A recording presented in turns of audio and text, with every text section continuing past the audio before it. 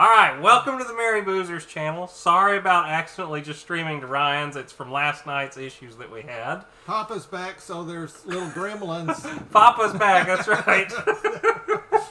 Guarantee you. Whoops. Well, you know, guys, it's good to be here. We got the A4 in front of us. Yeah.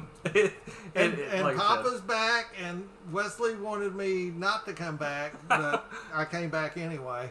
So glad to be back, guys. Was gone for 62 days. We did a little over 4,000 miles and seen a lot of stuff. And if I got into what we seen, we'd be here all night. But really had a good time, and but it was. I'm glad to be back for a short period of time, and then I'm going to take another vacation. It's not a vacation anymore, but Mama Boozer, she always goes to the ocean for about a week to 10 days, so that's where we'll go, and then after that we're going to be back permanent. So if you see me gone again, you'll know where I'm at. Unfortunately, I have to do what Mama Boozer says. Sorry, I'm texting Ryan real quick. No. I'm just, I've had one of the things I wanted to talk about is that I wished I could have went and seen everybody that requested that I come by and see them, but I did get by one place, and it was to see Dave at Dave's RC. And Dave gave us new shirts, the new shirt for Dave, so we're doing the Dave thing tonight. Peace, all that stuff. We'll have Dave did a little, unfortunately, when you're traveling like that and you have your wife and you split off from two other couples, there's only a minimum amount of time, so I wasn't able to do everything I wanted to do with Dave. And again, I apologize to Dave, but I did make the effort to try to go by and see Dave, and it was a wonderful time with him and his guys. So, again, thank you, Dave. I appreciate it. Yeah. And it's good to have Dad back, and it's going to be a lot of fun. As you guys know, we have the Fiesler Storch sitting here, and Papa's the balsa guy from forever ago, so it's going to be a lot of fun filming the build with him. I can't get over how big the airplane is. It's sitting behind us right now. It's massive. I got here about 2 hours ago and been looking at that airplane. It is just... I can't believe... The thing is... If you're worried about putting one of these things together, yes, it's a lot more parts, but there is this thing is 95% done, guys. Yeah. I mean, the hardest thing is putting screws on, putting servos in, and maybe a little bit of the servo rods, that kind of thing. But this thing's a pussycat, guys. I mean, it's never... Now, I have experienced all the way through from starting in about 1982 with this and built up through the built-up airplanes. But there was always that goal at the end of what I was doing to fly quarter scale. And what I'm saying about that is if you're flying these jets and everything, and you've got your skill level to a certain place, you will never, ever experience anything like flying something as large as this over here. Now, you got to get out of the mindset that you've got $2,000 in it, and you got to get out of the mindset that you're going to dink it. But they fly so much easier. It's different. I wouldn't say easier. It's balsa. There's something about the way a balsa airplane flies that is different. They penetrate through the air better. There's a little more weight to them. So I mean, they keep their momentum a little better. But it's just it's that the wind doesn't affect them as much. What I always thought it was just that next step up. Right. You know, you've mastered the smaller stuff. You're okay. I'm not crashing stuff as often. I want something. I want that airplane I pull out at the field, and it's just like, wow. Look at this guy's airplane. It's that airplane that you don't take all the time to the field because it's so large. Yeah, it's not. But it's that one that you go, okay, I deserve to have this airplane today, and I really want to just enjoy. I always think of it for fun flies, or when you go to events and stuff. It's that real pretty airplane. But you know, as close as we live to the field, it's not that bad here. I could put that on the back of my truck and drive it down there with a little bit of, you know, I've already do that with that T-28 Carbon Z. I just mounted on the. I've got a cover on the back of my pickup. I just mount it on the top and drive it down there. And can you turn our volume up a little more? So, I'm just saying, guys, think about possibly for the mic. Getting into one of these balsa airplanes. I mean, first, hopefully, we're going to show you how easy it is to put one up together. But enough about that. Well, I mean, tonight we're here for the A4. We're here for Sorry, the guys. A4, but we can talk all night about it. We've kind of been drooling all over it since Dad got here today. We've been looking at it just like, But anyway, we're still excited about this airplane, too. We've always wanted the A4, actually. It's been on the radar, and we haven't had a chance to do it yet, but now we have it here. It was always the airplane that I probably, for myself, would have been the second jet after the F-86 to see if I could fly one. I've seen this airplane fly. It doesn't seem it does seem very stable, and it surprises me from seeing it fly. I thought this airplane wouldn't have been a very stable airplane with the stubbier wings and stuff. I never would have thought it, but after seeing it fly a couple times, different people, it looks like a very easy. Well, I think not easy, but a good second jet, maybe third jet. Maybe because it's the way it's designed. I don't know. I don't know. Maybe a lifting body, kind of like the newer jets in a way. But I've just been blown away how easy it looks to fly and manage the throttle. I mean, if I was going to try to fly this airplane, I would always think manage throttle. I mean, the only place I would get in trouble is speed. And the old saying is never get behind the airplane. You know, that's when you get in trouble is when you get behind the airplane.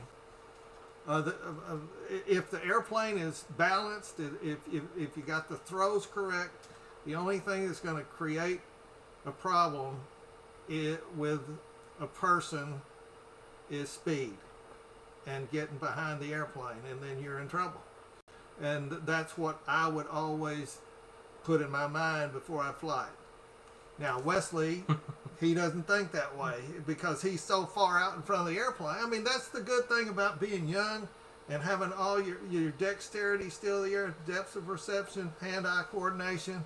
You're never behind the airplane. But if you get to my age, and you older guys, think you got to be in front of that airplane. If you ever get behind, you're dead. It's kind of like driving a car. You can't be thinking behind you. You got to be looking out in front of you. The same thing I tell you about your age. But anyway. Yeah. Well, guys, let's start getting into the box.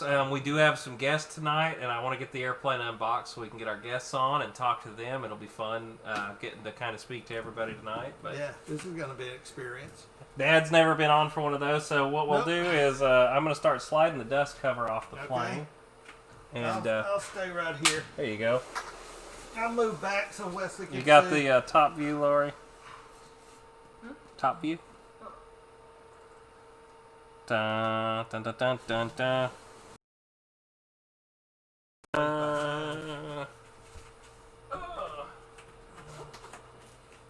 There we go.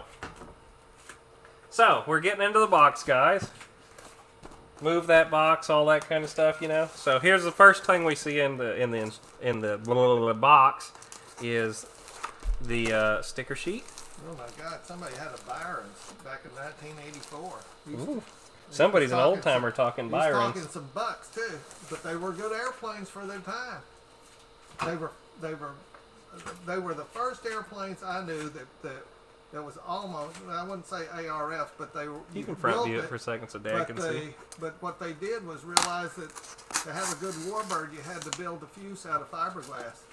And that was probably why the first Byron's kits were so successful, is the fiberglass fuses. Mm-hmm. They had some real funky things as far as the motors, though. They had a shaft-driven prop, stuff like that. But I always wanted to go that Byron's. They had a full scale thing somewhere in Illinois or somewhere you could go to, and they flew these things and bombs went off, and really neat back in the day. Alright guys, just cutting the initial little foam pieces there. Alright, so I believe this is a rudder right here, and it is stuck in there too.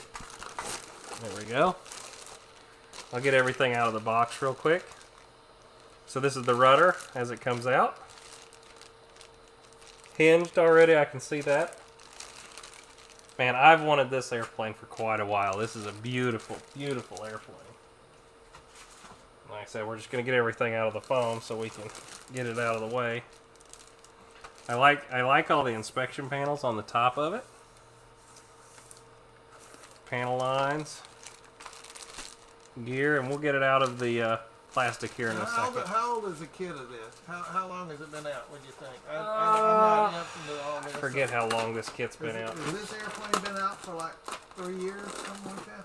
It's been out for a little while, yeah. The A4 has been out quite a while. I can't remember the exact time frame on it. But not Instruction everybody manual. gets to have one. Right. Your normal Freewing instruction manual.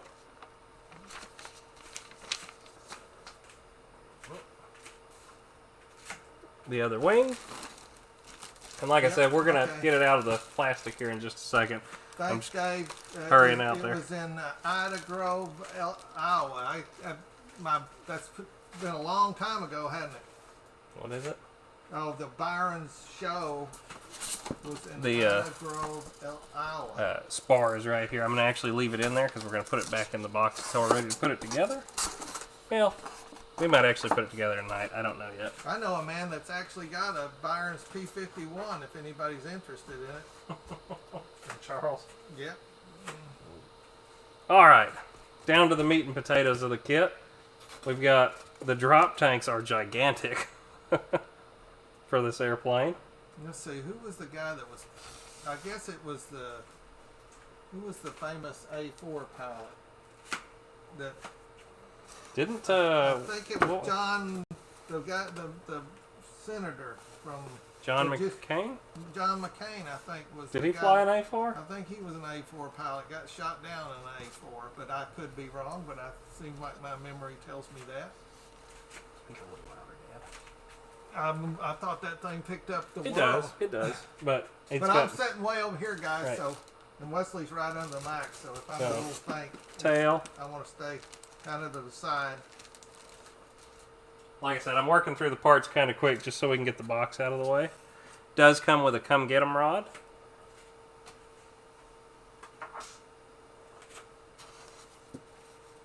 Ordnance rails. Nose cone. Plastic already coming out of the box. Whoa, I didn't know it came with missiles. Look at that. Ooh. I actually did not know this kit came with missiles. I've never seen anybody fly it with them. Well, Mr. Kowalski seems to know all about Byron's. He said he goes to, it says that there's a museum at where his plane is based. All your control linkages. And there's the big B-29s in that museum that Byron's had. They had a B-29 for the day. It was amazing. Was that the kit you were trying to get a hold of? No.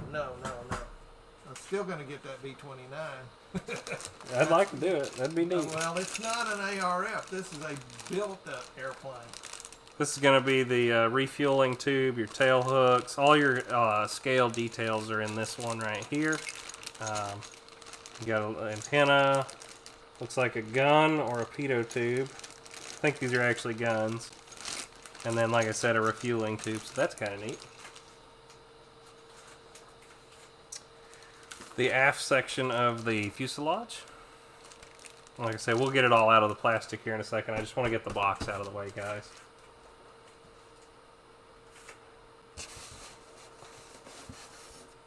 And there is the other set of missile rails. Yeah, I think the A4 was a attack airplane, wasn't it? I believe I know so. they used it as it was very fast. If you took everything off, it was a very hold that fast for a second. airplane. All right, let's get all this foam out of the way real quick here.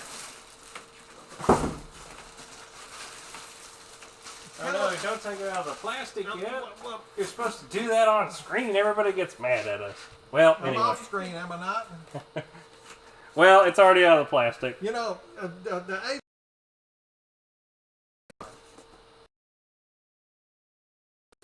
I'd call it a hot rod. It was small, but it was powerful, and it could do a lot of stuff for its time. There's your cheater.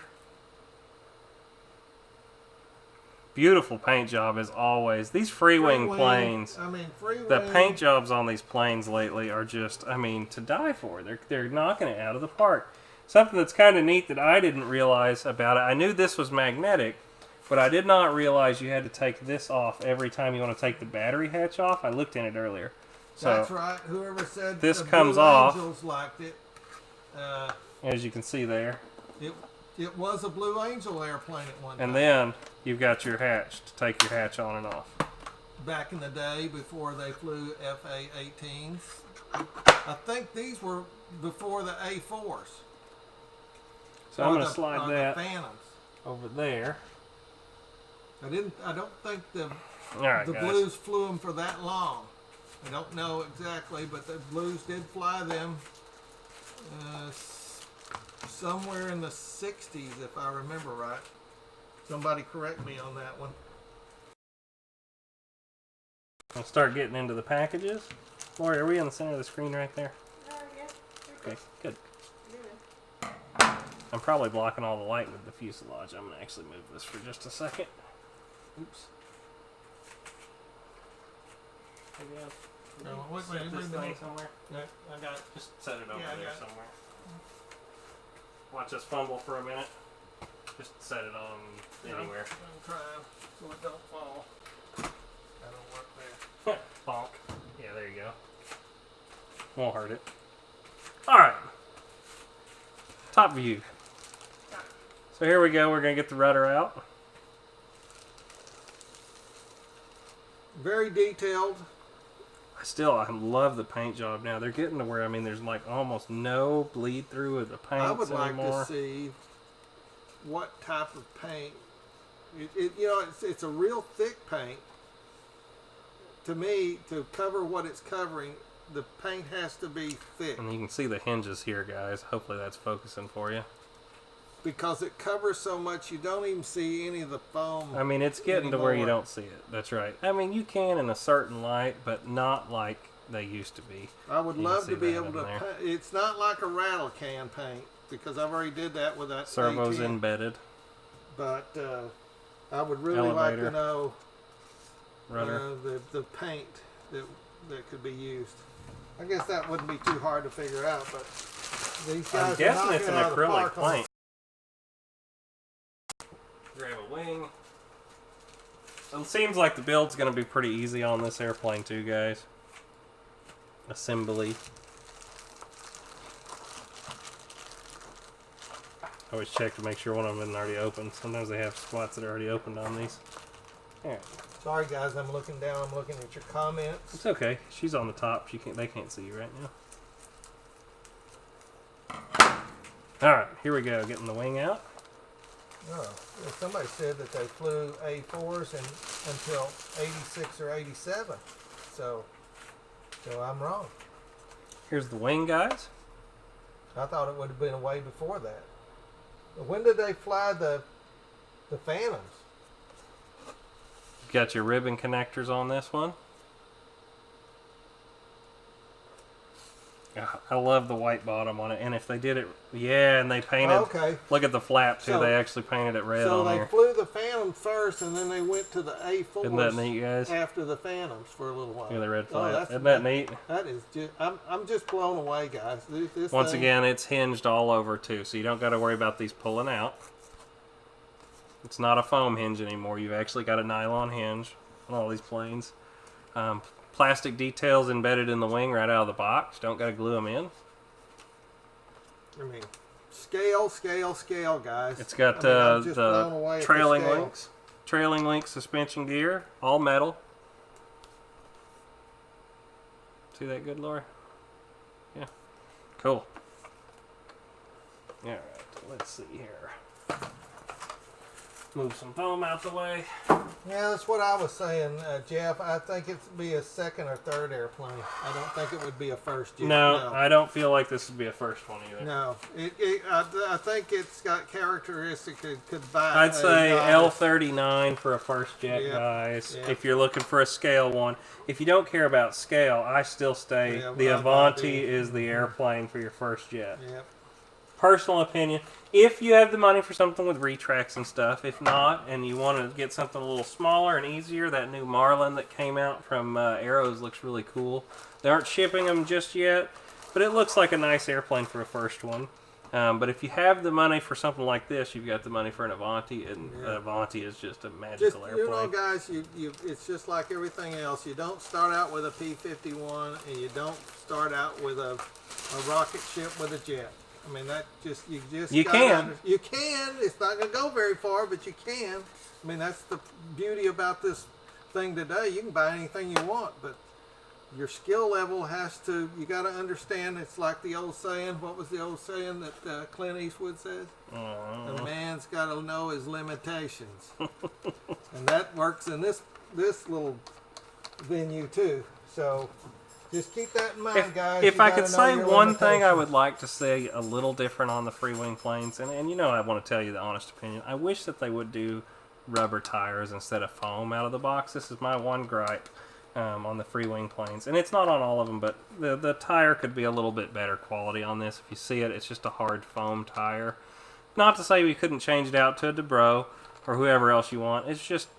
that's one little thing that I would like to see a lot of these manufacturers doing a little better is the rubber wheels right out of the box. We don't have to upgrade them. It's getting to where you almost don't have to do any upgrading anymore, but that's something I still like, is to change the tires out. Not to say these aren't going to work for you just fine, but personal preference on that. Dave Marshall, I thank you. I had it the reverse. I thought the A6 was before the F4s, but I think it was a kind of a economical thing to get out of those A4s, and into about that time they were having a lot of issues with gasoline, and they were having to cut back a lot, and I think that's why they went to the A4. Could be wrong there too. Is that plastic nose? Yep. Plastic nose. Easily replaceable if you damage your nose cone, guys. Just magnet it on. Yep. I'm actually going to spin around and stick it on the fuse. Even though y'all know y'all aren't looking at it right now. There we go. Or Lori might be bouncing between it. I don't know. Dealer's Captain choice. Photon said this could be his 36th airplane. Right? Well,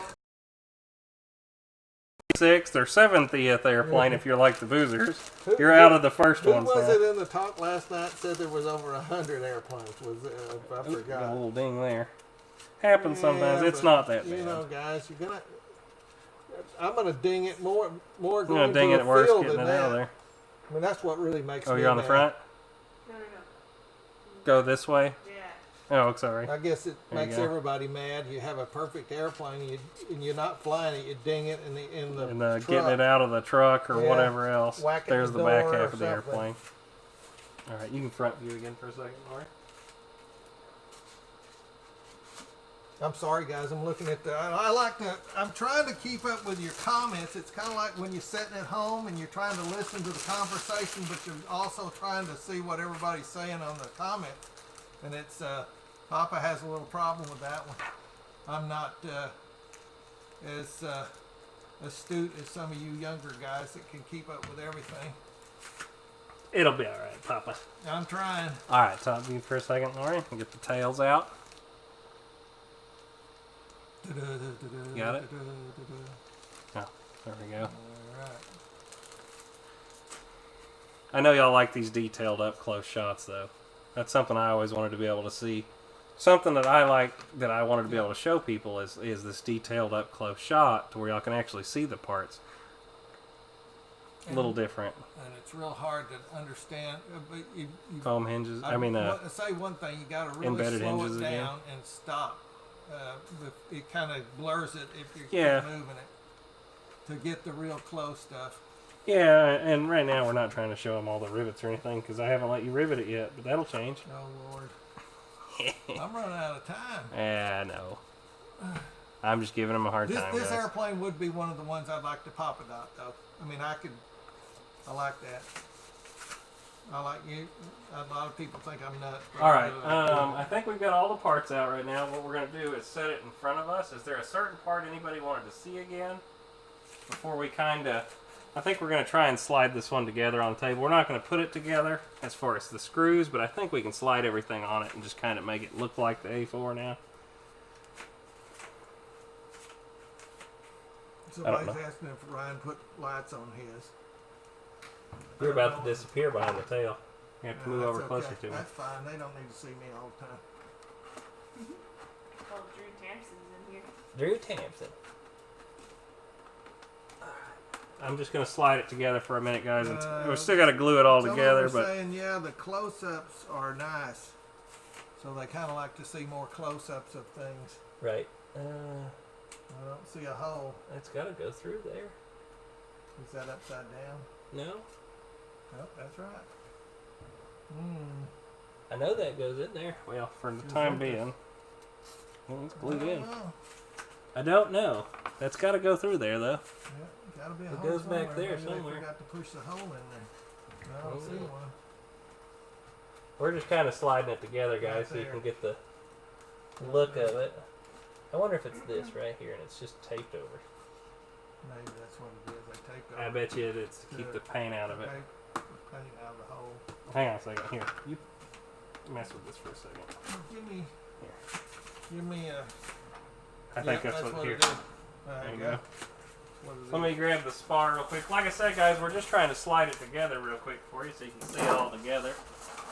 And that way, when we get our guests in here in a minute, we've got one in front of us along with them. There we go. Got it.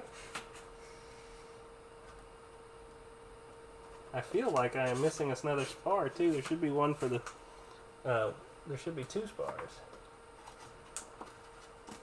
There we go. There's that one. No, easy to take off there. There's that one. I'm missing another spar. It's here somewhere. I always hide them from me where I can't find them. So there's a small spot for the tail. Here it is. Here it is. I bet you it's this one. Well, Maybe that's not. good enough. Uh-huh. That one right there, I bet you. We got one. Shoot, it's got one on the other side. Like I said, this isn't the build, this is the crazy fast build right now.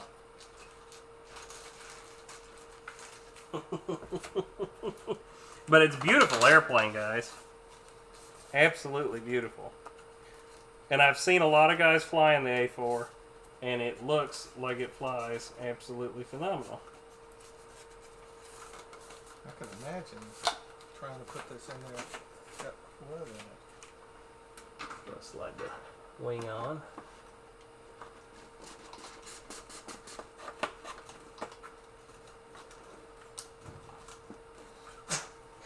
This is not easy. There we go.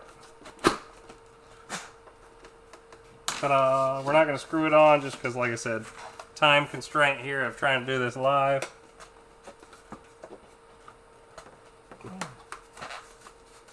But you can see how easy this airplane is going to be to build. I mean, if you're not trying to do it on camera, where everybody's watching you fumble, come on.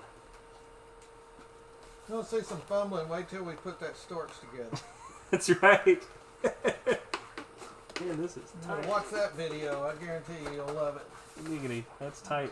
Talk about two monkeys and a football. We will be those people. I don't know if I can do that anymore. This is so blasted easy. Who wants to do all that stuff? I do. I feel like something. Well, I had a little bit of a problem with that. I think it's just they got the idea. You got the other wing on. I was just trying to put it in there. Yeah, you know, you're getting the idea. Again, we're advertising for Dave's RC tonight. Well, whatever. I'll put it on the rest Peace. of it. Peace. That's right.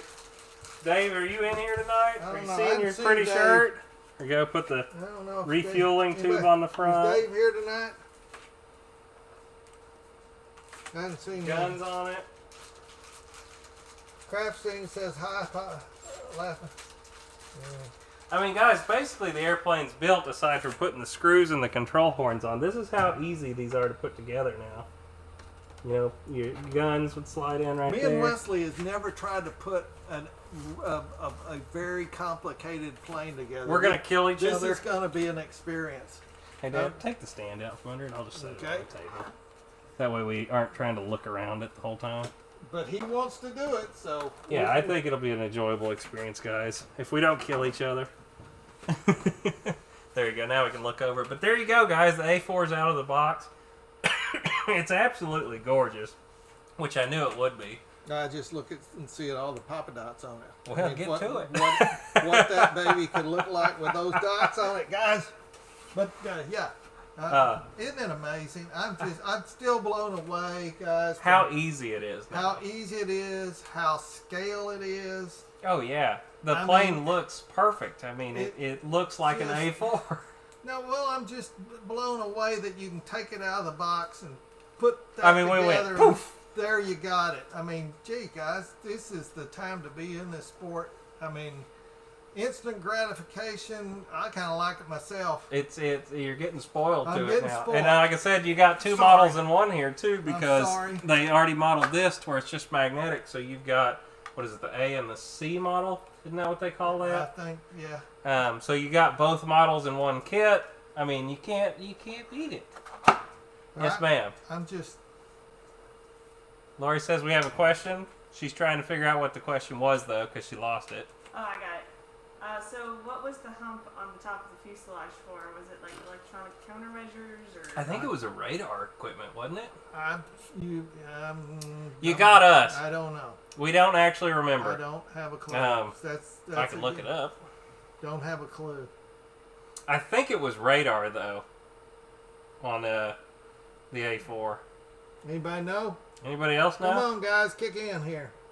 A4 Skyhawk hump. Anyway, but back to what we were saying though is the it's a good time to be in the hobby because I mean, I remember.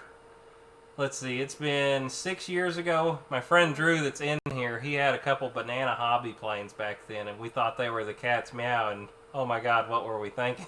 Because they were awful. With you, I think a real nice naked woman would look real good on it too. The hump was a refinement of the A-4E with extra avionics housed in the hump on the fuselage spine. That's what it says right off of the website, Douglas A4 Wikipedia.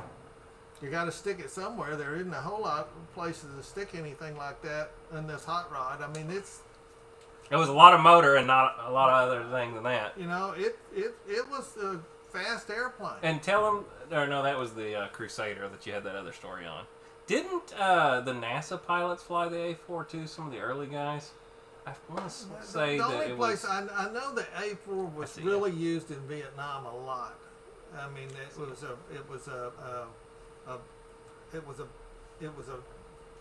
wasn't a fighter. It was like a ground attack airplane.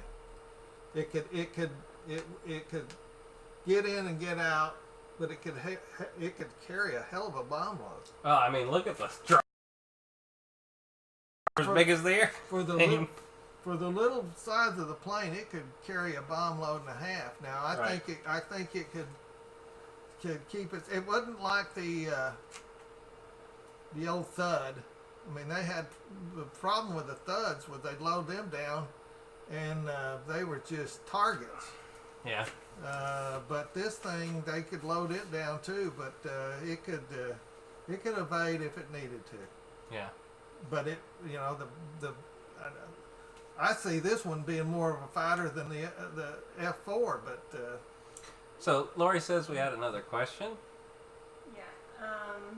So someone was asking, on planes and jets that don't have the decals on it yet, would you weather it first and pop a dot it first, or would you? I would definitely pop a dot. Okay, so the question is, would we weather it and pop a dot it before we put the decals on an airplane that doesn't have decals? Personal preference for me, I would pop a dot it before you put any of the decals on it. It's a lot easier before you put the airplane together. When you've got the pieces apart, you know, it's a lot easier to work with just that little piece of tail sitting in your lap and dotting it than holding this whole airplane. So normally when I do one anymore, I have the whole airplane apart, and the first thing as we do, if we know we're going to pop a dot it, is take it out of the box, lay all the parts out, and then I take the pieces one by one over to the couch, and I watch TV with Lori, and I sit there and dot on it. That's what I did for the little Panther that we gave away. I just, at night, when we'd go to sit down in front of the TV, I'll take it in there, and I'll work on it a little bit. Because if you do a little each night, if you're not in a huge hurry to get the plane together and start flying it, and you've got the time, guys, get it out of the box, lay it out on your bench, and just take a part at a time. Don't get yourself frustrated, because then you'll start going too fast and you'll start messing stuff up. But if you get frustrated easy and you want to do one, do a piece a night. It's that easy. Yeah, just take your time. Space it out over a week. Yeah. Do a piece every night. But the answer to the question, pop a dot first, then you could put the graphics on, and then we weather it normally. Hand me that right? little plane well, again. We did. And guys, if you haven't, I know a lot of you already know what a pop a dot is, but if there is any new guys in here, just to show you what we're talking about, Lori, top view for a second. I mean, really get in there, Wesley, and hold it steady there, because you can't. Are you in top? Okay. So I'm going to get in real close here, and this is what we call pop a dotting, where we've gone in and drawn the rivets in with a pen. For you guys that haven't seen it, and we've got a lot of episodes on how to do it. This is on the Crusader. And like I said to everybody, it doesn't matter the size. I use the same size of dots on the Crusader that I would on this A4. Yeah. Okay. And it's kind of the same paint job on these two, so it's kind of, don't look at my dirtiness on their bottom where I've landed it. These are actually pushed into the, I use a pen, and the dots on the foam are actually penetrating the foam. Now, if it's on the, like the canopy, that's with a Sharpie right here. And this plane would look really neat done up the same way. You can kind of get what the thought would be on it. The paint job's a lot alike on these two airplanes. Yeah. So the answer is pop a dot first. And then put your decals on. And then we would weather it. Yep. You weather last. You can just set it on the stand behind us again. You weather last, though, guys, because you want your decals to be painted alongside of the airplane. Because your emblems on the plane wouldn't be clean either. So if you're gonna have a dirty airplane, you want your decals to be dirtied with it. So anyway, that's our thought on that. Any other questions, Lori? No, we're good right now. Okay. Well, what do you say we start kind of getting a guest loaded up? GB and Ryan are going to come on the show tonight. They both should be active right now, so you can be on them, start pulling them in. People say you don't like boobs.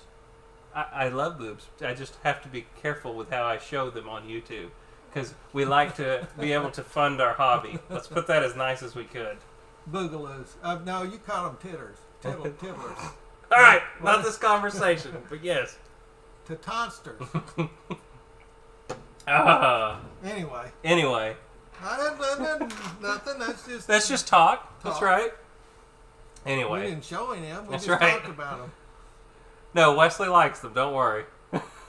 Right, Lori? She started red.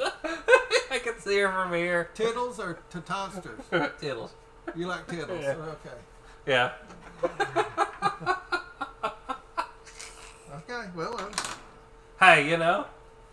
If he could only let me do the shirts that I want to do, you'd have some stuff. I'd love to do it, guys. We just got to be careful. We just got monetized, and I don't want to lose that. It's kind of nice having these things starting to pay for themselves to where we can buy some more of them. But that's on the shirts. I know. We'll see. We'll see. We're having an argument about shirts. We'll get it figured out, though. I want to sell some shirts. You guys are not buying the ones that's got them They covered. bought them in the past. They're buying. You'd probably buy the ones that's not covered. Oh. Anyway, A4 Skyhawk. I like this Guess. airplane. I like the airplane. I do too. Buy one. Buy 3. We gotta have to get closer together for this guest thing. I want to fly. Bring that over You here. know, you flew an airplane that I didn't get to fly. What? You put it together. What was it? I forgot what it was. I never did get to fly it. I think we got Oh, them the backwards. A-10. We got them backwards. The And you can still fly it. well, it went somewhere, It's didn't at it? Kevin's house. We can bring it back over. Ah, hello. We're not there yet. And this is the Channel 2 news. We're gonna have to get closer together. Breaking news. Come here. I don't know if Daddy! we can- It's Come on. my daddy! He's always wanted to do that. This isn't gonna work. I don't think this. Yeah. Gonna have to Breaking hold- news. Breaking news. Huh? What? Do we look like newscasters? There we go. I got it in. I don't Quit know. hitting it. There you go. You don't Help have me it out. in your ear, right?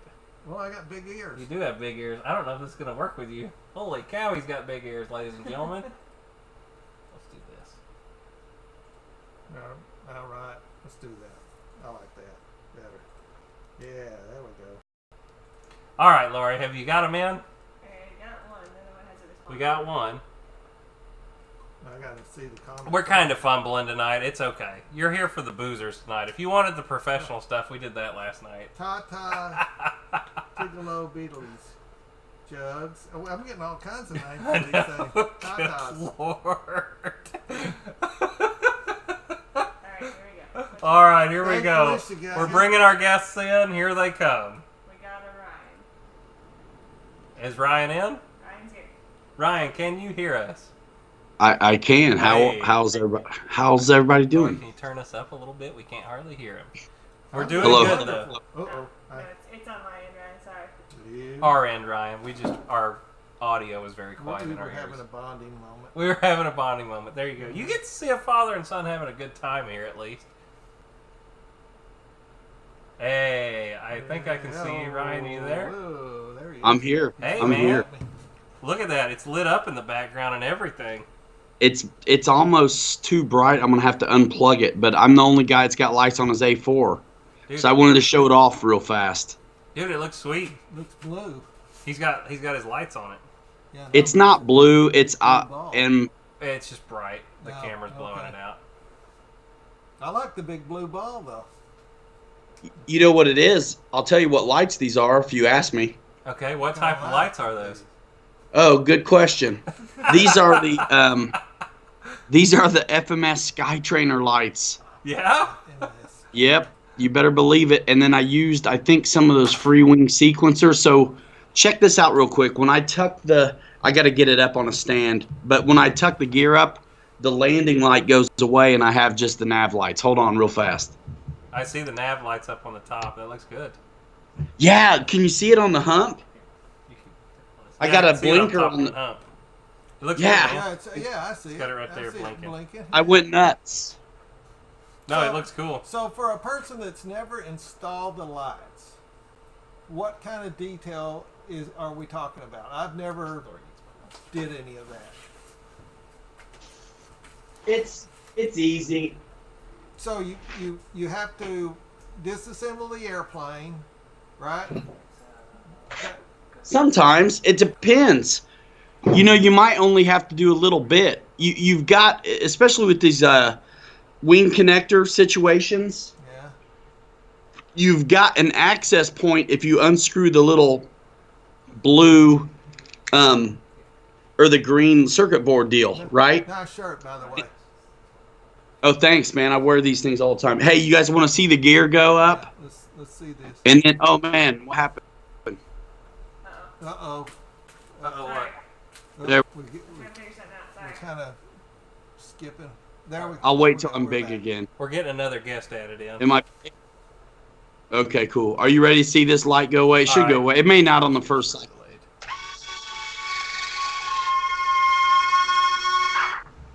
Dope. And then, nah, first cycle never works. You know how it goes. Hold on.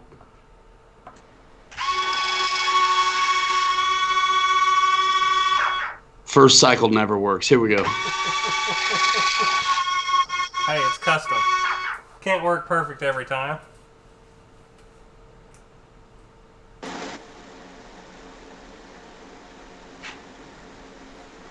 Lord, did you hear that? Hello. You turn Ryan down a little bit. So Ryan, when you put the Maybe I didn't. Maybe I did. been a while. It's been a while since you looked at it.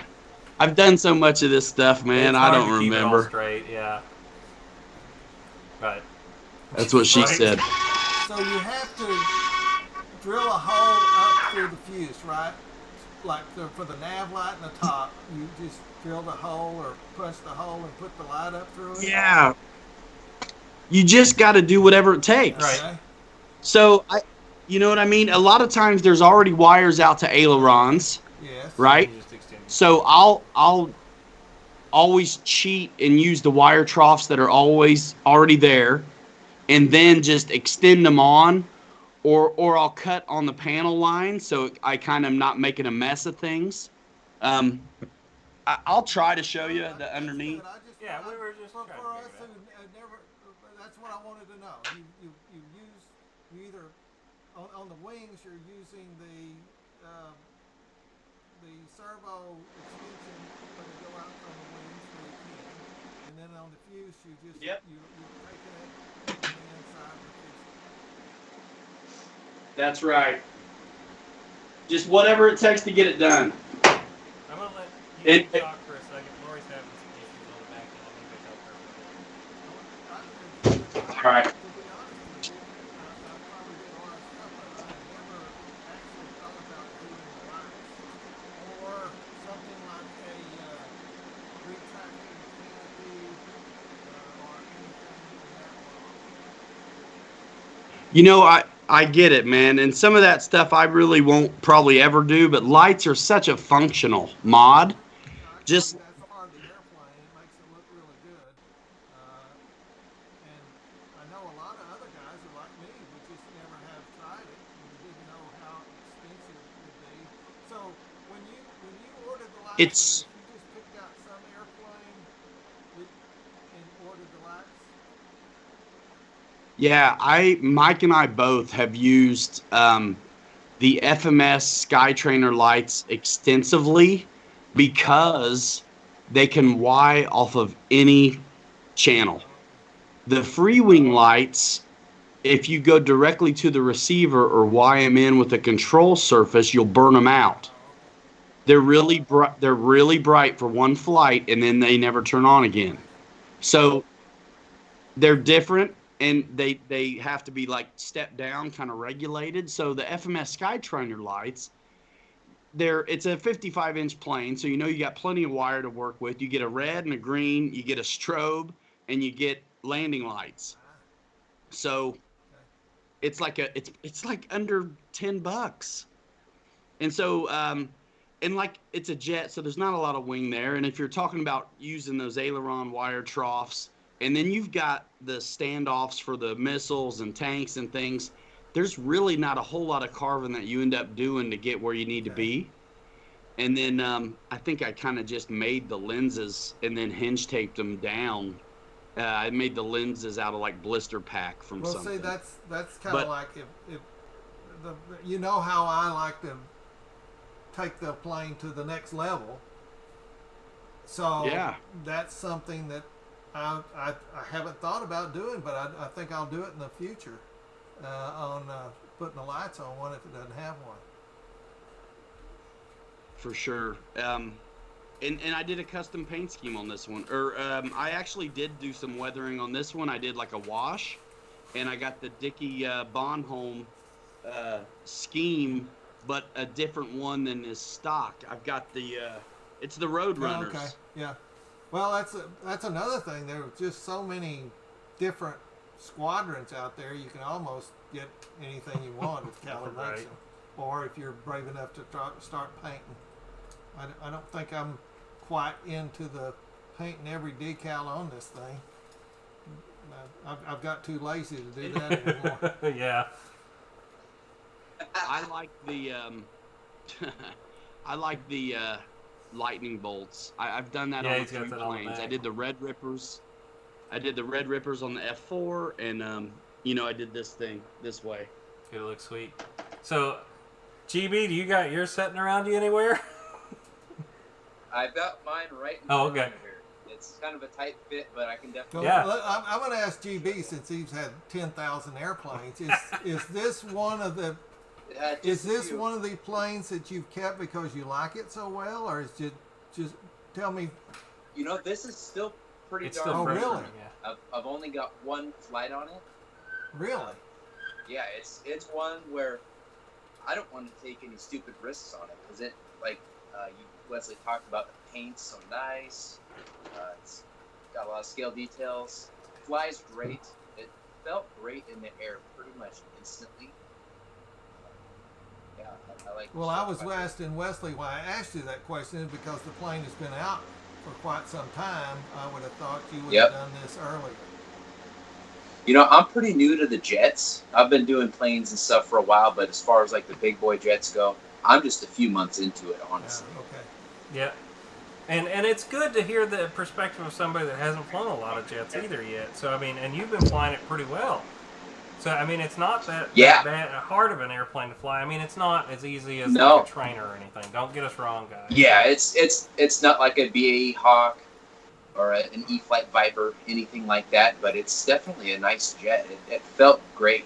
I'd say, kind of like what you said, it could be a second or third 6S EDF jet. I'd say probably third, because you want to make sure you know what you're doing well enough when you're coming in for a landing. But So I've got that in the air, I got to ask, it was so easy. GB, what was your first jet?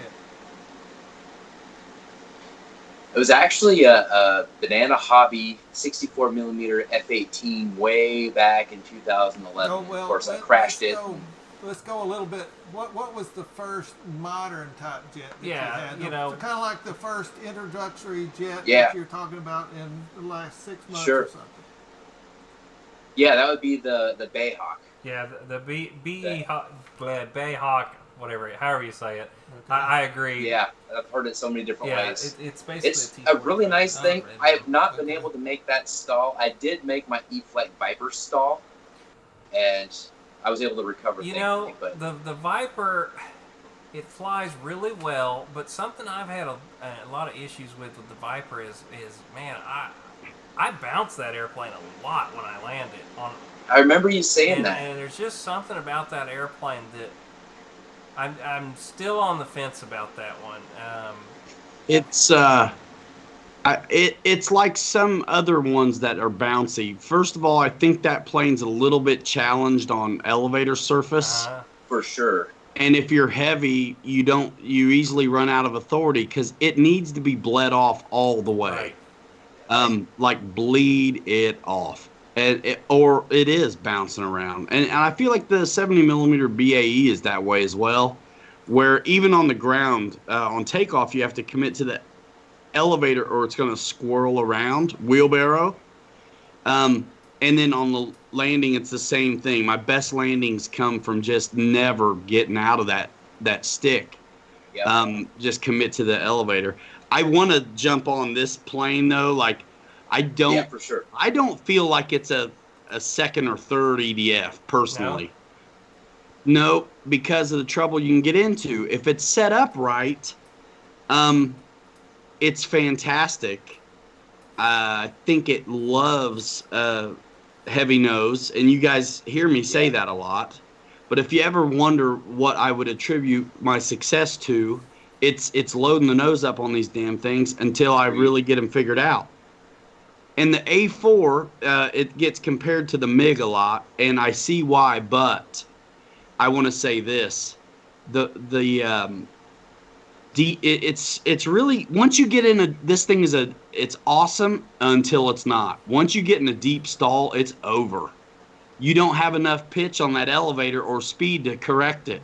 Once you're deep stalled, it's usually over on these. Yep. So loading that nose up helps prevent that from happening. I mean, look at it. It's a big triangle. It's an air brake. Yeah. So if that nose is loaded up, it's harder to bleed off your speed and get in trouble. Also, think about the landing gear stance a little bit. So the MiG 21, it's like a school bus, and it sits low. You could drag the tail on takeoff and still not be in a bad angle of attack because of just logistics of where the gear are in relationship to the angle of attack and the plane and such, where it's a little bit taller up on this hot rod, so it's easier to get into that taking off at a too steep an attitude thing. Now, not to spook anybody off this thing, I love it. I'd replace it tomorrow if I put it in, and there's nothing like watching these things land right. You want to see A4s land and kind of get it planted in your mind before you fly one. Watch some of the, Sky Masters and Byron big A4s flying. It doesn't matter that they're turbines. They're still doing everything. You want your plane to look like that, even though it's not going to sound like that. So that it's like a 15 to 20 degree kind of nose up, and it'll settle in, just push through with the throttle, and it's fantastic. When you get your landings figured out, there's nothing more rewarding than greasing in one of these. You know what I always like to do? Before I ever read the manual or look at any of the throws, I like to guess what it is. Now, I'm going to guess, and you tell me yes or no. I'm going to say this thing needs full ailerons. I mean, you got to have all the ailerons, as small as the ailerons on this thing is. I'm going to guess it's going to need less aileron. Well, I'm going to say you're going to have full ailerons and full elevator. I think roll rate's going to be very sensitive on this one. Wrong. Yeah. Wrong I did my again, maiden Chuck. on 50% ailerons, and it had plenty. It still had nice, tight axial ailerons. Really? Check this out. I'm looking at my rates right now, and it's actually, it really also seems to be brand wide, systemic, right? Where some servos throw really big. So it's pretty much par for the course at this point for, I think, I'll speak for everybody. A lot of us tame down throws on the Freewing stuff and Flightline, I think. Yeah. A lot of times we'll keep the elevator in. It depends how much weight you want to carry. But for instance, on my A4, which is like we did the first one in the country a while back at this point, me and Mike, and there was some discrepancies. That me and Mike are why there's a sticker on the box, and stuff like this. But my aileron high rate is at 75%, and my low is at 65. My elevator is at high rate 80%, and low is 70, and it's still gobs of elevator. Really? So So it's because the servos just throw so big. I think people that fly both, I think, might agree with me. The FMS servos, or the way they set them up with the control horns or something, seem really docile. You have to make concessions to get more throw a lot of the time. Otherwise, you're going to be having your radio past 100% on stuff. But yeah, man, this thing rolls like a drill bit. You want it toned down because it'll get around quick. I would imagine that too. Well, now that I look at this Delta wing and the length of the surface back here, the elevator is half of the aileron, the back edge of the wing. So and you got to think Papa's still new to jets. Yeah, jets. Too. I'm still guessing jets, but now that I look at it, I guess you're right because, like I say, half of the back of the wing is aileron. So, yeah, okay, I can see yes, that. It is. But now that it doesn't take much. It doesn't take much to get it around, and it's it's truly a neat plane. I mean, it was really kind of inexpensive to produce, I believe, for those guys. The leading edge was there was nothing mechanical about it. It was all airspeed. Those leading edge slats on the real one. Yeah. It was all balanced and airspeed actuated. So there was it was bare bones kind of airplane, really. So did you say, did I miss it, that you can get in trouble if you don't get your speed up on takeoff? I mean, you can get in trouble on any plane if you don't get it up there, but you really got to get this one moving before you pull the elevator? I mean, not like in a bad way, like it's a character trait, but it's just I mean, if you look at this thing, it's tall, Yeah. it's short coupled. Yeah. Just like our warbirds, when the wing is on the bottom instead of the middle or the top, it's easier to get upset. Don't you agree? I mean, in a way, when you think about like people love a Wildcat and a P-47 and a Falk Hero, because of how they fly, and even though the wings are on the bottom on some of those, they're still, it's like there's no neck and the wing is nestled around the fuselage. It's almost like a mid-wing situation. Jets that are like that are easier to fly than jets that are I mean, look at this. It's a plank with a big tube on top, just like a T6 and a Hurricane, which are a little trickier to fly. You know? Yeah. I mean, I like I say, I said it's earlier. Awesome. I said earlier that it's kind of like you've got to know your limitations, and that's where I'm at with these Absolutely. jets. I don't. I let Wesley do the initial flying, and then after he gets it all set up, I can fly anything that he sets up. Get it up there and let him try it. Now, GB, You know have what? you let John fly yours yet? Has John flown that? I have not. No. No? No, it's mine. I know. I'm I not saw letting anyone but me fly that thing. Yeah, it's a good idea. You know, I saw when you were flying it too, the ground handling on this one might be a little bit of a bear. If you turn too sharp with this one, she looks like she tips kind of easy on a sharp turn. I think so. Going back to what Ryan said about his elevator throws, I had 95% on my elevator, and I think I had just a little too much elevator, and I over-controlled it on the landing, so that's when it kind of tipped over. I do want to say one thing about that. It's got a nice plastic piece. Yes. And that tip right there. Yep, it's plastic. Yep, it's really nice, actually. Let me move it. It actually surprised me because when I was going to do the lights, I wasn't prepared for that, and I was like, oh man, I was cutting into plastic to get things done.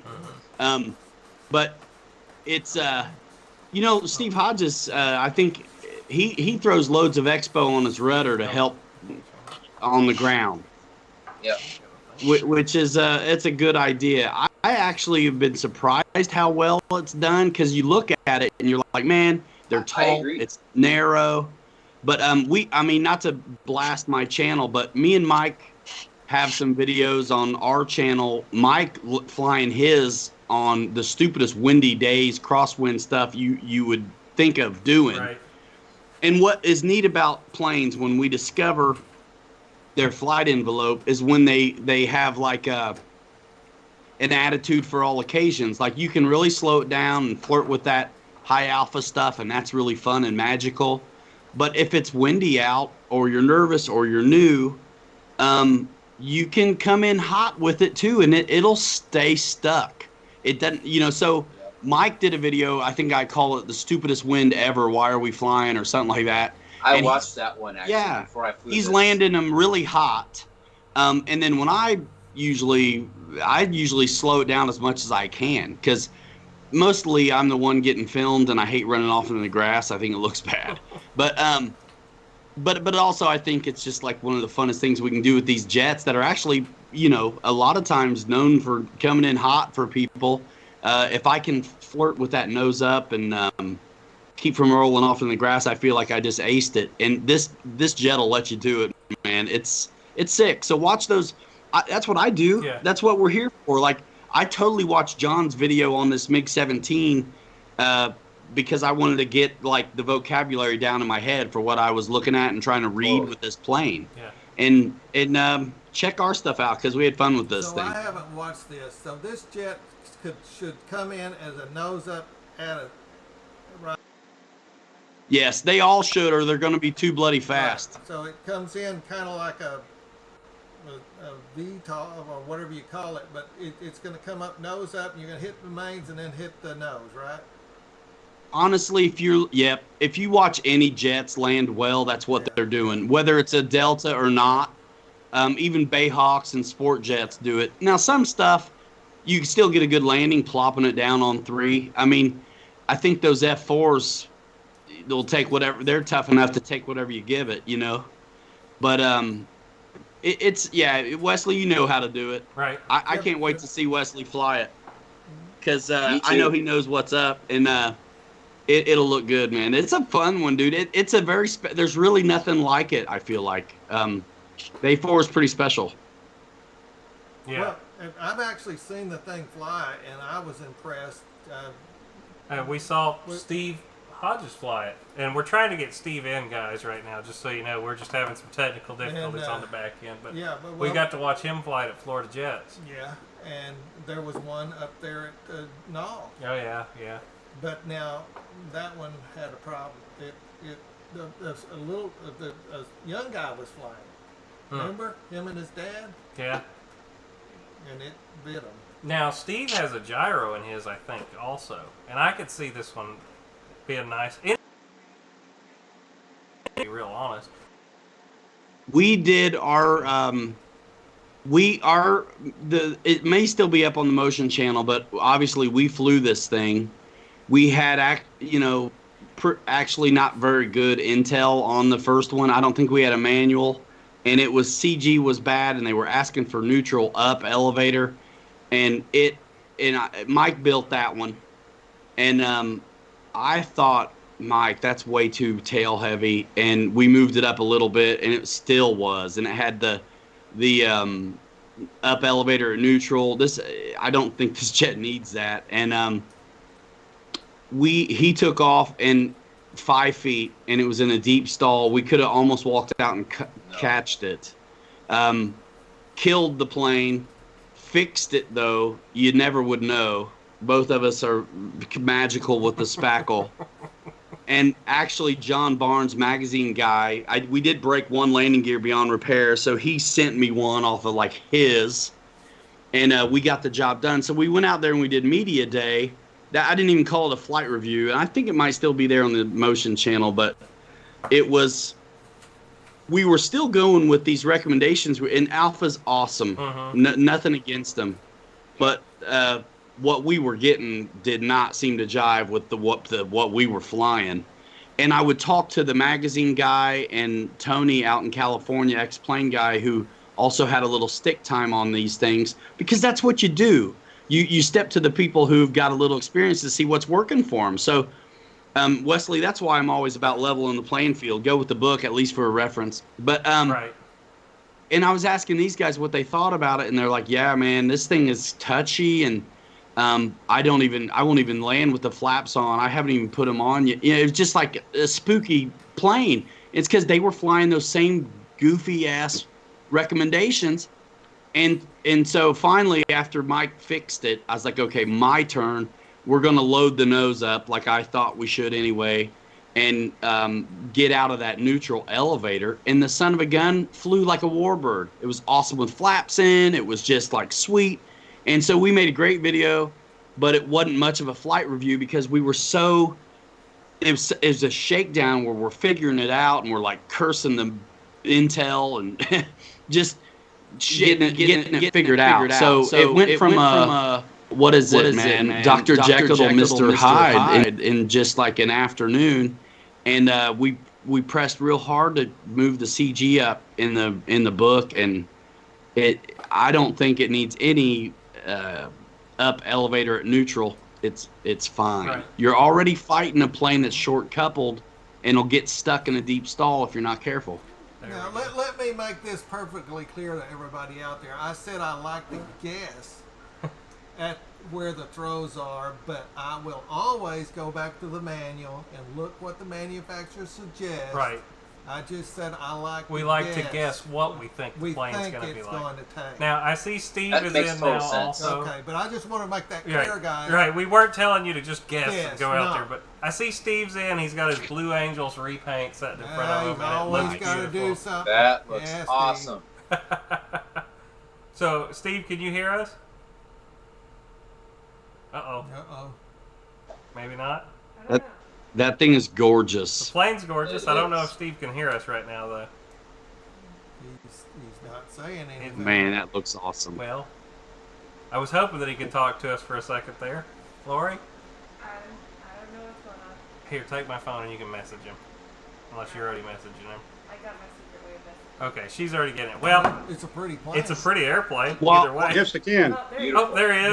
Yep. There he is. Do I have an echo? No, you're good. You're good. We were just... We couldn't hear you before. Yeah, we couldn't hear you. Hey, Papa, I I want can hear to you. reiterate what Great, you we can said. hear you now. Because I think all of us do what you just said. We all think about what we have our own little guess and preconceived notion about how a plane's going to behave and what we think it might need, and that's what's so cool. Sometimes you're right, and sometimes you're surprised. Yeah, I mean that's always been.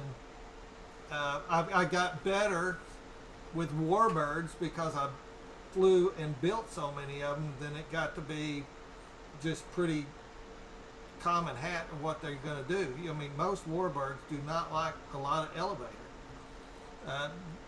but a lot of them like a lot of ailerons.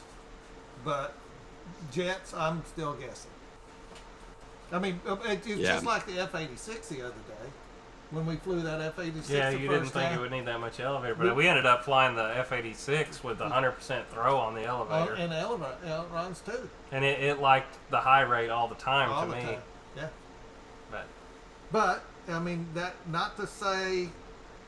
I and still everybody's taste is a little different well, on that I still too, go back you to know? the person and how good their dexterity is and their eyesight and their reactions. Absolutely. You've got to remember that, guys. Just because Wesley says he can fly it on full go, And that's what I like. he- It doesn't mean everybody's he's going to got like reactions of a young man, and just take that in consideration, guys. course. Well, that F-86 is like a warbird anyway, so I that makes a lot of sense. Well, see, and that's the opposite to me because, you know, I've done warbirds forever. It always seems like warbirds want a lot lower rate to me, and these jets seem to like a lot higher rate on the elevator. To me personally, for landing and stuff, man, it seems like... I've noticed that too. Yeah. So, But I'm just trying to give these guys some kind of a guess of some of these people are all like me, and they got to understand they don't have the hand-eye coordination or to use a lot. They need to tame them down just a little bit less than some of these younger guys. okay. So, Steve, we're going to get back to you now. Can you hear us? Are you good? Nope. He's hearing us at a good rate. I don't know if Steve can hear us or not, guys. That's the problem. He's looking good. I don't know what's happened. He can't hear us. Yeah, I don't know either. Well, if he does, I'd like for him to talk about his Blue Angels repaint because I know that airplane is absolutely gorgeous. Have we seen that somewhere? Yes. Oh, Yeah, we've seen that all Yes. over the internet. But no, I mean at a show somewhere. I don't. I'm hearing you okay. Awesome. Was that him? There seems to be a delay with I wonder if he's my watching response. on YouTube instead of Skype. I can hear you. Okay, you can hear us. You can hear me. I got a can hear delay. you. I don't know if he's watching the right thing. He might be watching it on YouTube instead of Skype. Oh, you know, this is not the easiest thing in the world, guys. Sometimes the issues can arise. So okay, he can hear us. Here, I can text him. Ask him the question Okay. about the paint. Tell us about your paint. Ask about Yeah. the plane. Ooh, gee, The plane. cool.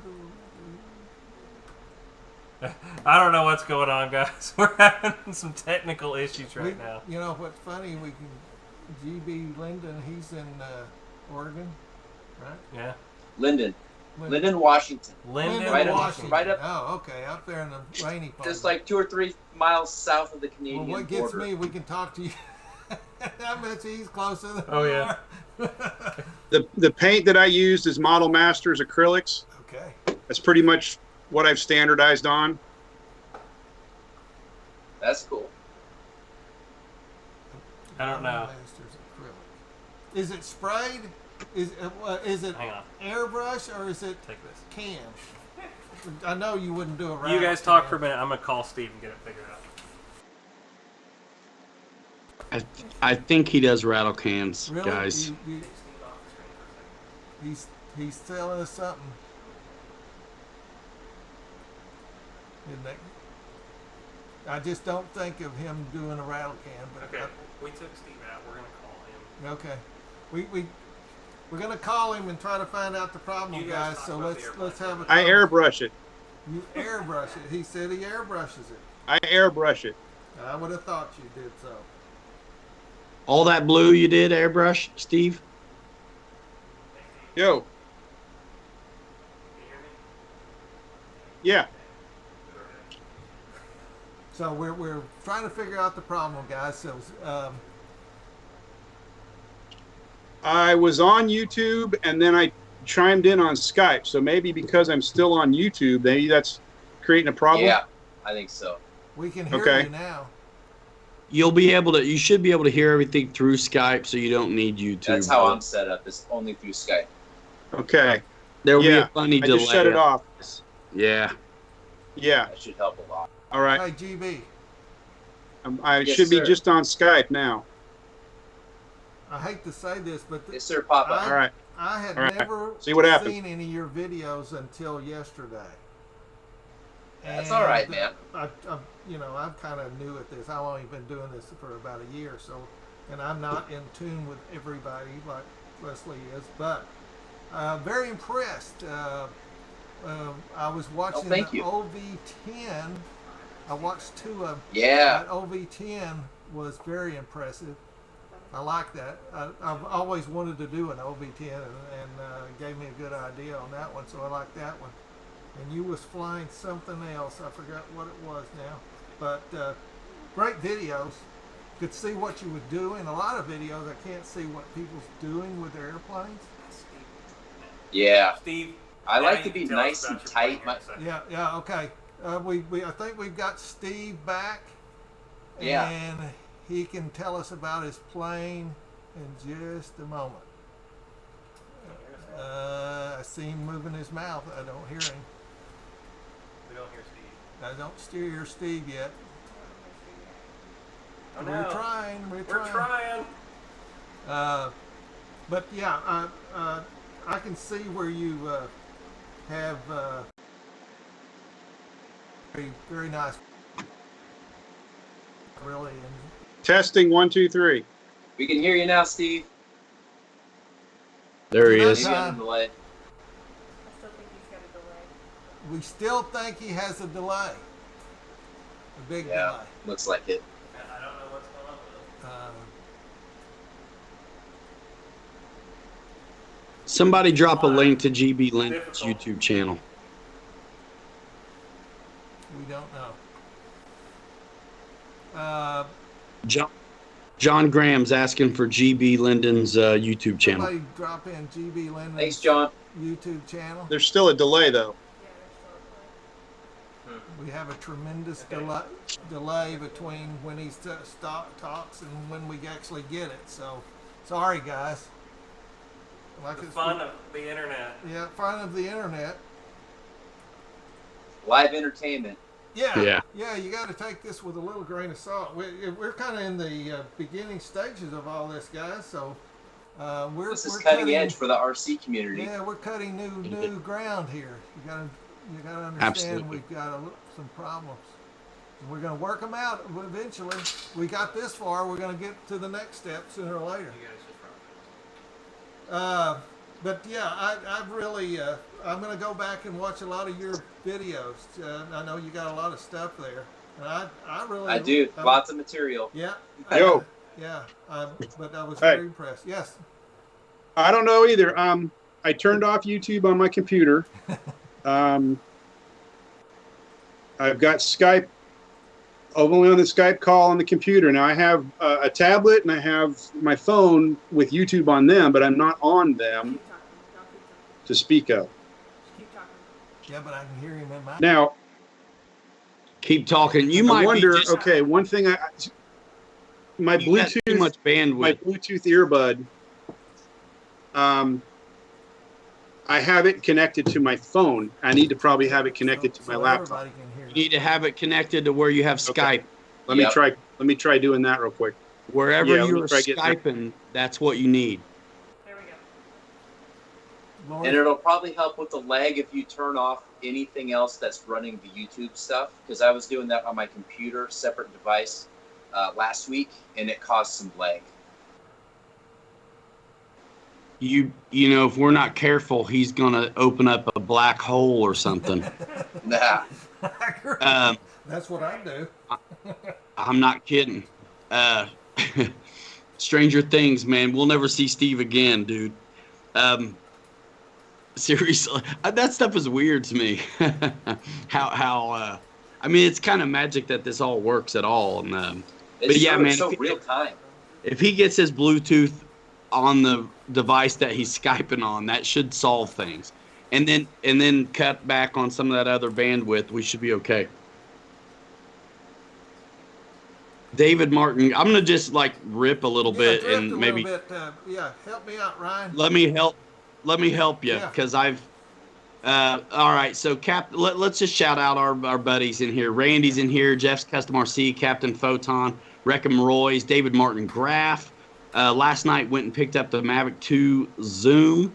That sounds fun. Dave Marshall, Dave Kowishki, what is going on? Very cool, man. We had a good time last night, didn't we? That was like a almost 4-hour stream last night, you guys hanging out for the year anniversary. Yeah, I watched it back. I didn't realize how long my segment was. I thought it was like 15, 20 minutes, and bam, it's like 45 minutes. Yeah, I man. tried to hang in. I finally quit at 12:30. I'm sorry, but old guys have to have their rest. But That's great okay. show, guys. I thought it was wonderful. I mean, we're taking this to another level. I really like seeing other people's faces and putting a face with a name. Great things. It's just too bad we can't run our own show smoothly. Yeah. I'm sorry that's happening for you, man. Hey, it's what it is. I'm a glutton for pun. I really should be editing right now, but anyway, yeah, it was fun. You guys, thanks for coming over. Thanks for being over here too. Chris Jackson is a little bit let down that we didn't have enough time to get Chuck Yeager on last night because GB went too long. Right. But otherwise, it was a good time. Well, for those who My apologies, sir. who was your last guest? Because I didn't hang in there very long. Who was the last person? GBLynden, right really? here. Okay, so I didn't miss that much of it. Okay. Yeah, man, it was a good time. I mowed the yard today and listened to as much as I could, and then all of a sudden I got done. I mean, my yard's not 4 hours big, you know? Right. And then we went to a baseball game. South Bend Cubs. They won, by the way. It was awesome. Well, I got to ask another question. Since GB has just been on our channel like 2 or 3 times, how many of the people on our chats do you know? Quite a few. I've been on Ryan's chats and his channel, and on yours, of course. There's quite a few names that look very familiar. Okay. Well, I didn't know that. I know you're worldwide, and there's a lot of people, but I just didn't know if you knew the people we are accustomed to seeing on Ryan's channel or not. I see. There's definitely some overlap. Yeah, I've seen GB popping into our stuff several times. That's how I know it. It's really cool. We're going to try and get Steve in one more time. He said he thinks he's got it fixed. So, All right. hang on here. He definitely could. I think we got it nailed down a little bit what his trouble might have been. Right. But All again, right, try and call him in. Again, Ryan, congrats on the 1 year. Thanks. Hard work. What hard a- work. I know it's very hard work. and to be doing it this long and as many things that you, as a young man's got going on. I don't know how you do it. It takes a village, man. Or Wesley and Lori, you know. It's you guys have been tremendously helpful, and the whole community really has been. Man, when you love it, you just do it. Well, like GB said last night, he's not in it for the money. He's in it for the trying to help people. If you do it for He's that, in it you're, for the you're going to be successful. Hey, he's in it for the FaceTime. Don't let him fool you. Well, he's got such a pretty face. He's got a face. How long did you? GB has made hundreds and hundreds of videos, I'm sure. But how many of them have you been in front of the camera? Like seriously, like I feel like we're just now seeing you. Never like this. No, never. Maybe just like a little clip where it was a wide angle thing and John wasn't able to get me out and I had to use that clip. But normally if I'm in there, I'm just cutting that out. Well, we've definitely seen where the magic happens at GB's house. Because a lot of his videos are on the bed. At least one of the rooms. The crack about FaceTime is obviously just that, a crack, you know. So we don't have to worry about that stuff with him, that's for sure. Right. Agreed. Well, Chris Jackson, I'm actually looking at pilots jackets. Just we'll keep it up. Yeah. And whoever is that for your has merch, asked Ryan? The Boozers for a shirt that has the Boozer squadron patch on it and back, we are working on it, just so everybody knows that. We hear you is what I'm trying to tell you. If you're on here, we see your comments and we are going to try to do something about it. If you want it, we'll try to do it. Yeah. Now we just got to get GB all hooked up with some merch, right? Yeah, I need a logo first. Yeah. I don't know what I want it to be. It's been kind of like the iconic F4F Wildcat where I flew right over John's head with my old iPhone 4S. Just a little screen cap of that. That's kind of been my logo, but it's not high res. It's not really any of those things that I want it to be. Yeah. It's going to be a race gate. Yeah, I don't know about that. But I finally had to pop for like a real designer to do my stuff. yeah, I may do that at some point. But again, it's things have been going pretty well without it. So yeah, it'd be nice, but Yeah. We'll see what happens. You know, Wesley and I think, are both going to have hats this week, as long as they don't kick back my logo. I've been trying to do hats for 2 or 3 weeks, and they keep kicking back. Teespring. Okay. Yep. But you don't get it. You have to unlock it. It's like some video game of entrepreneurship. Right. You have to sell so much stuff before you unlock other things that you can make. Oh. These hats But, better not have boobs on them. No boobs Wesley on these hats. and I, don't worry about me and that, because it makes me mad that they use it to sell me planes when they have nothing to do with it half the time. It's just me. But apparently just me. I was ranting about it yesterday at the club, and the guys are like, "What are you talking about, man? You can sell me anything with a set of those." So I'm just I think I don't need help. we actually have Steve in now, and I think he's been able to talk to us about his A4. So let's see if he can talk to us now. Hello? Uh-oh. Hey. Oh, Yeah. we hear him. Okay. All right, Yeah. tell us about your A4, Steve. Can everybody hear me okay? Yes. Yes, Yeah. sir. Great. Technology, you gotta love it. Right? So tell us a little bit about your A4 and your repaint on it. Well, it was my second A4, and I always wanted to do a Blue Angel because they had come to my hometown back in about '81 and did a show. And as a kid, I was just ecstatic.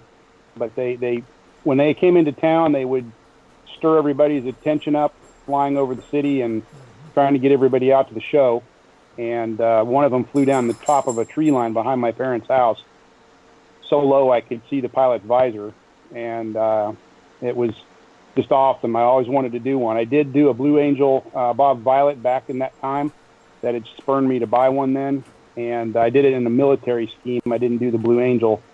So I always wanted a Blue Angel. When they came out with this one, I was quite happy. But I initially painted the thing after completely filling all the panel lines with Hobby Light balsa filler.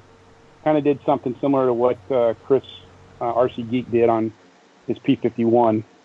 And I sprayed it with white Rust-Oleum 2X primer to fill it, sanded it lightly, and then basically painted it with an airbrush. I used Model Masters acrylics through an airbrush, and they went on very well.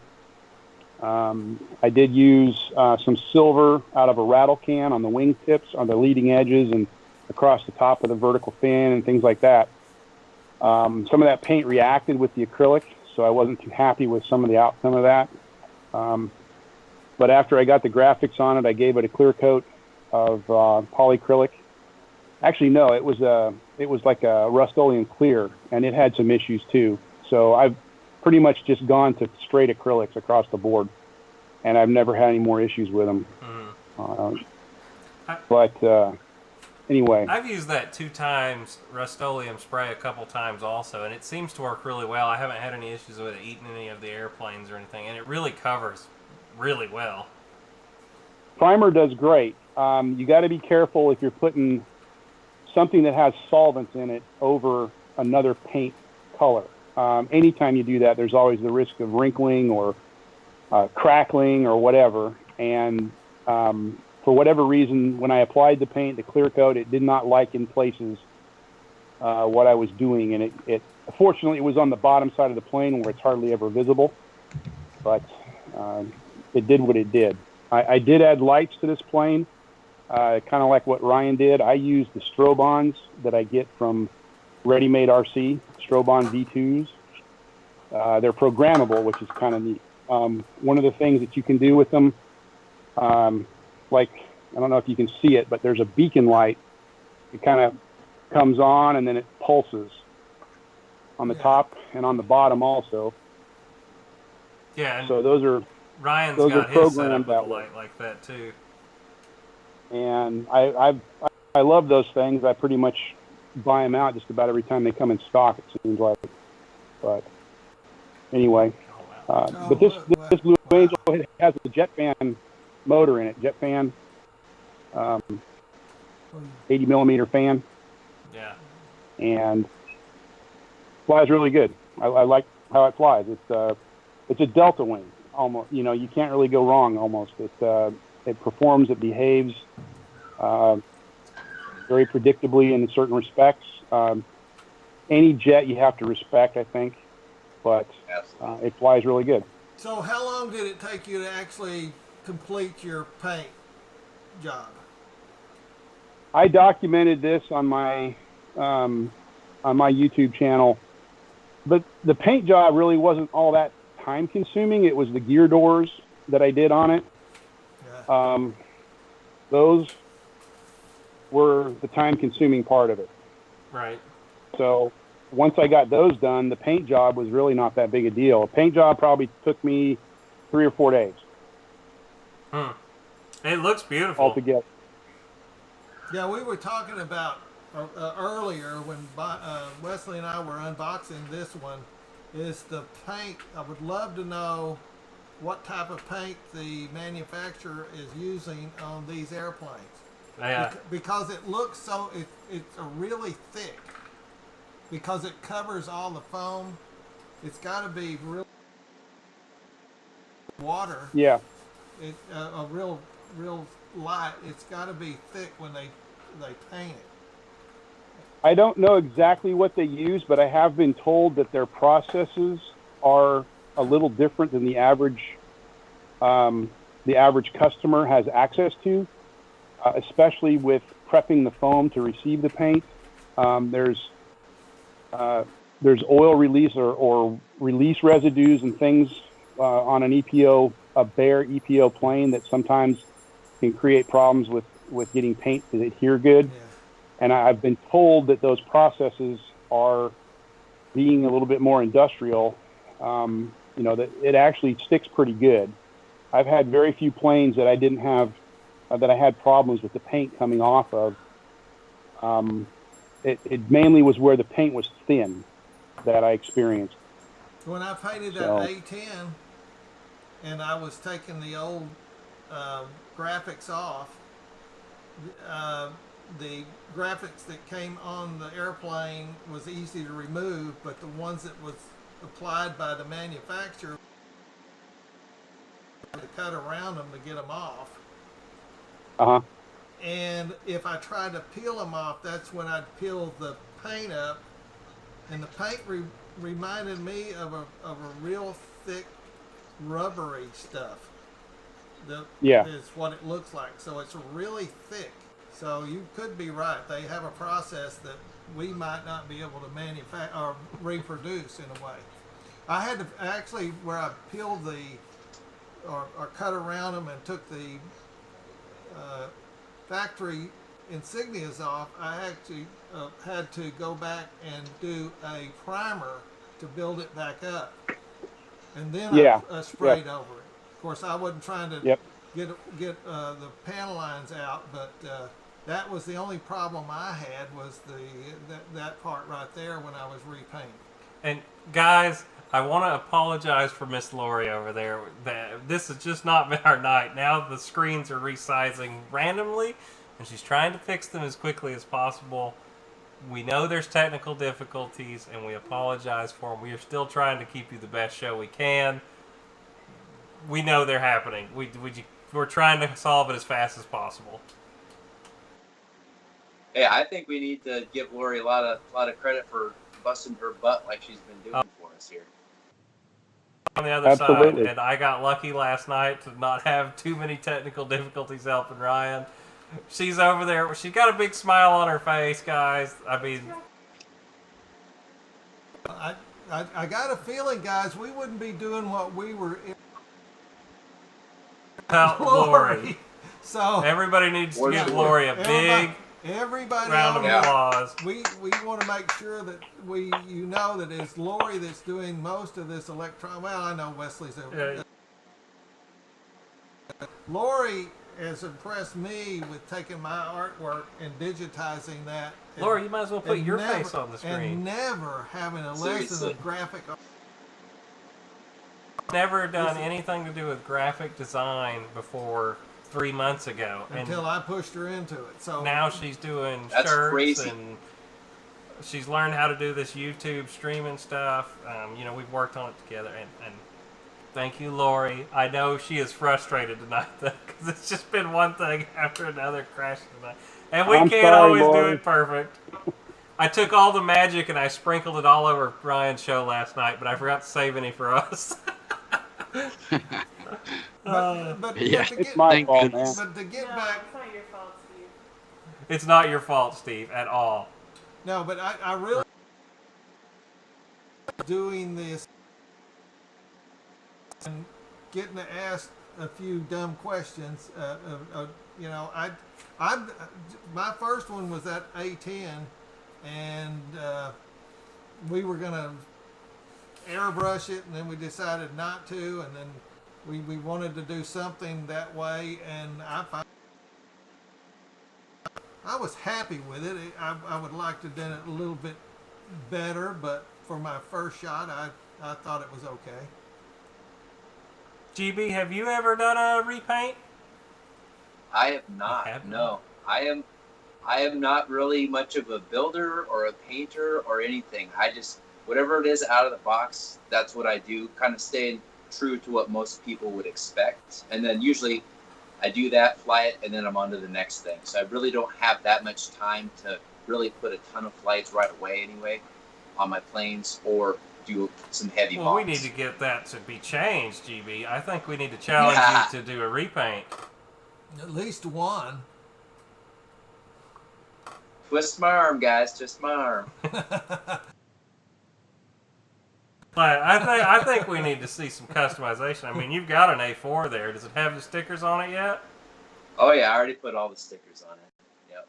Some customization there. Hey, if you'll go to our channel, I'll show you. Well, no, that's not up yet. I would show you how to paint a girl on the side of an airplane, but Unfortunately, I've been shoved off to the back of the That's right. bus here. That's how it gets when your channel starts to accelerate. You get the boxes piling up, and Gotta get stuff yeah, done. it gets fun, but it gets very busy. Now, somebody asked me to show them how to paint, since I do this painting on leather and stuff. Before I left, somebody asked me to make a video of how I paint on these leather patches. So I rushed into this and made that 2.5 months ago, and I got shoved off to the back end. But it is there. Whoever asked me to do that, there it is in the can. Yeah, we haven't had a chance to edit it or put it on yet, but And then Wesley also asked me when I went up north to go to the Air and Space Museum. I went to the Ubar Hazy Air and Space Museum at Dulles, if I remember right, and I got a video on that, but I just got them to them today. But if you guys have never been to the Air and Space Museum or the Dayton Museum in Ohio, you need to go. Yep. That's all I'm going to say about that. Yeah. But the one at the Air and Space is really they're trying to. I'm going to say that in my guesstimate, they're trying to do the same thing as the Dayton Museum, Air Force Museum in Dayton. It will be there one of these days, but they're just a little bit behind on their restorations. So, have any of y'all ever been up there? Steve, I imagine you have. I have not, unfortunately. I'd love to. Wow. So none of us have, huh? Well, one day I'd like to go up there myself. But So do they have any A4 Skyhawks there?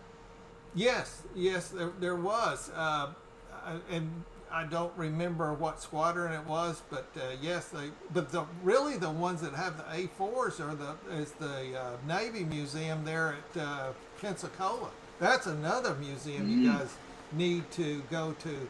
The one that I like the best out of all of them, and the only reason I did is the Pensacola, because they don't have them roped off or anything. You just walk right up to them. You can touch them. You can feel them. Wow. The Navy one is just really a neat one. If you ever get to Pensacola, you need to go see that one too. yeah. I was lucky enough to see an A4 fly last year at the Abbotsford Air Show. They also had it on static display after the flight. Man, that thing was cool. And that's what actually inspired me to add this to my, on my radar. I knew I didn't have the skills yet to fly it, but I was like, okay, as soon as I'm there, that's going to be on my list and in my hangar. So, Ryan, what museum's your favorite you've been to for aviation? You know, I've been to a handful. I liked the Pima Air Museum in Arizona when I was a kid. I like the Air Zoo in Kalamazoo because it's close. Air shows. Air shows. You know what I mean? That's the best. That's man, where I go to. Oshkosh is just killer. I'm wrestling around with my Apple ID again, trying to make it rain. I'm so mad. Anyway, yeah, museums. I haven't been to a lot of them, but I tend to go to fly-ins more than museums. But the Kalamazoo Air Zoo is awesome, and anytime if you have the opportunity to go to one, if there's one close, go.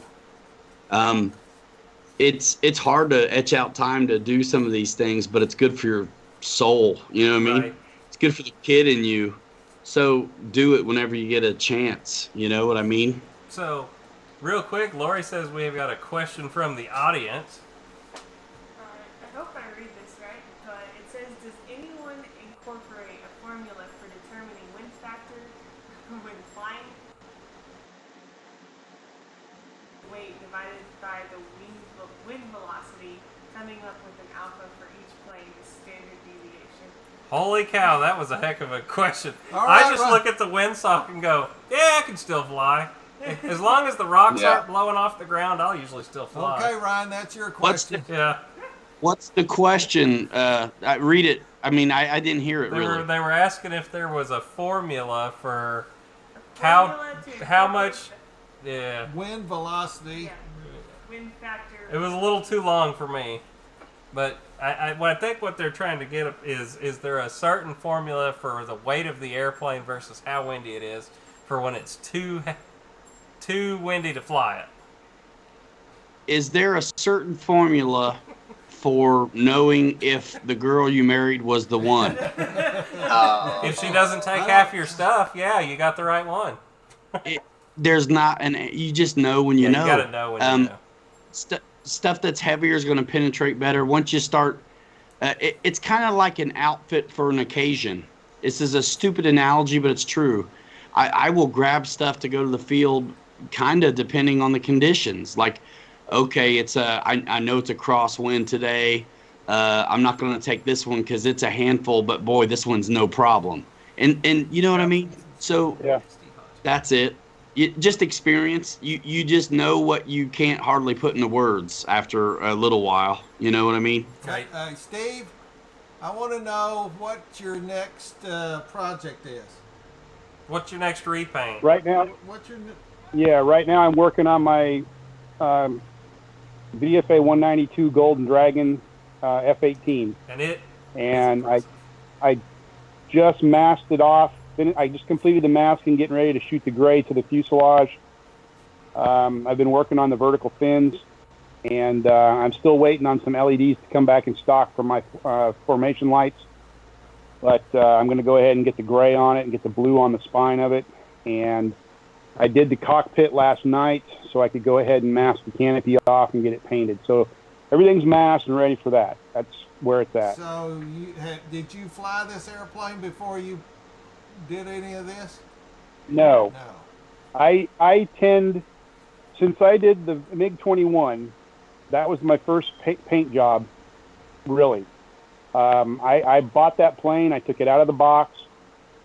I took the blue rattle can paint I had and painted the bottom of it, and then I immediately started slapping house paint on it that I got from Lowe's, and I detailed it up further after I got the paint on it, added lights, added rivet detail, etc. Never flew it prior to doing all that. I still have it. It flies great. It looks fantastic in the air. And I know there's the saying, that it's better to fly it and get it all worked out before you spend time putting all that effort into painting something. But I feel pretty confident that when I'm going to go fly it, it's going to work. I've done enough to it. In this particular case, I've swapped out the elevator servos to the all-metal gear servos, and I'm really not too worried about it flying well. So Okay. I've done this on numerous planes, and I'm just going to go for it. If it goes in, it'll go in a blaze of glory, and I'm fine with that. That's Ryan, I know you had mentioned too about replacing the servos on the F-18 to me on the tail. That you had heard that in a couple comments that was something we needed to do.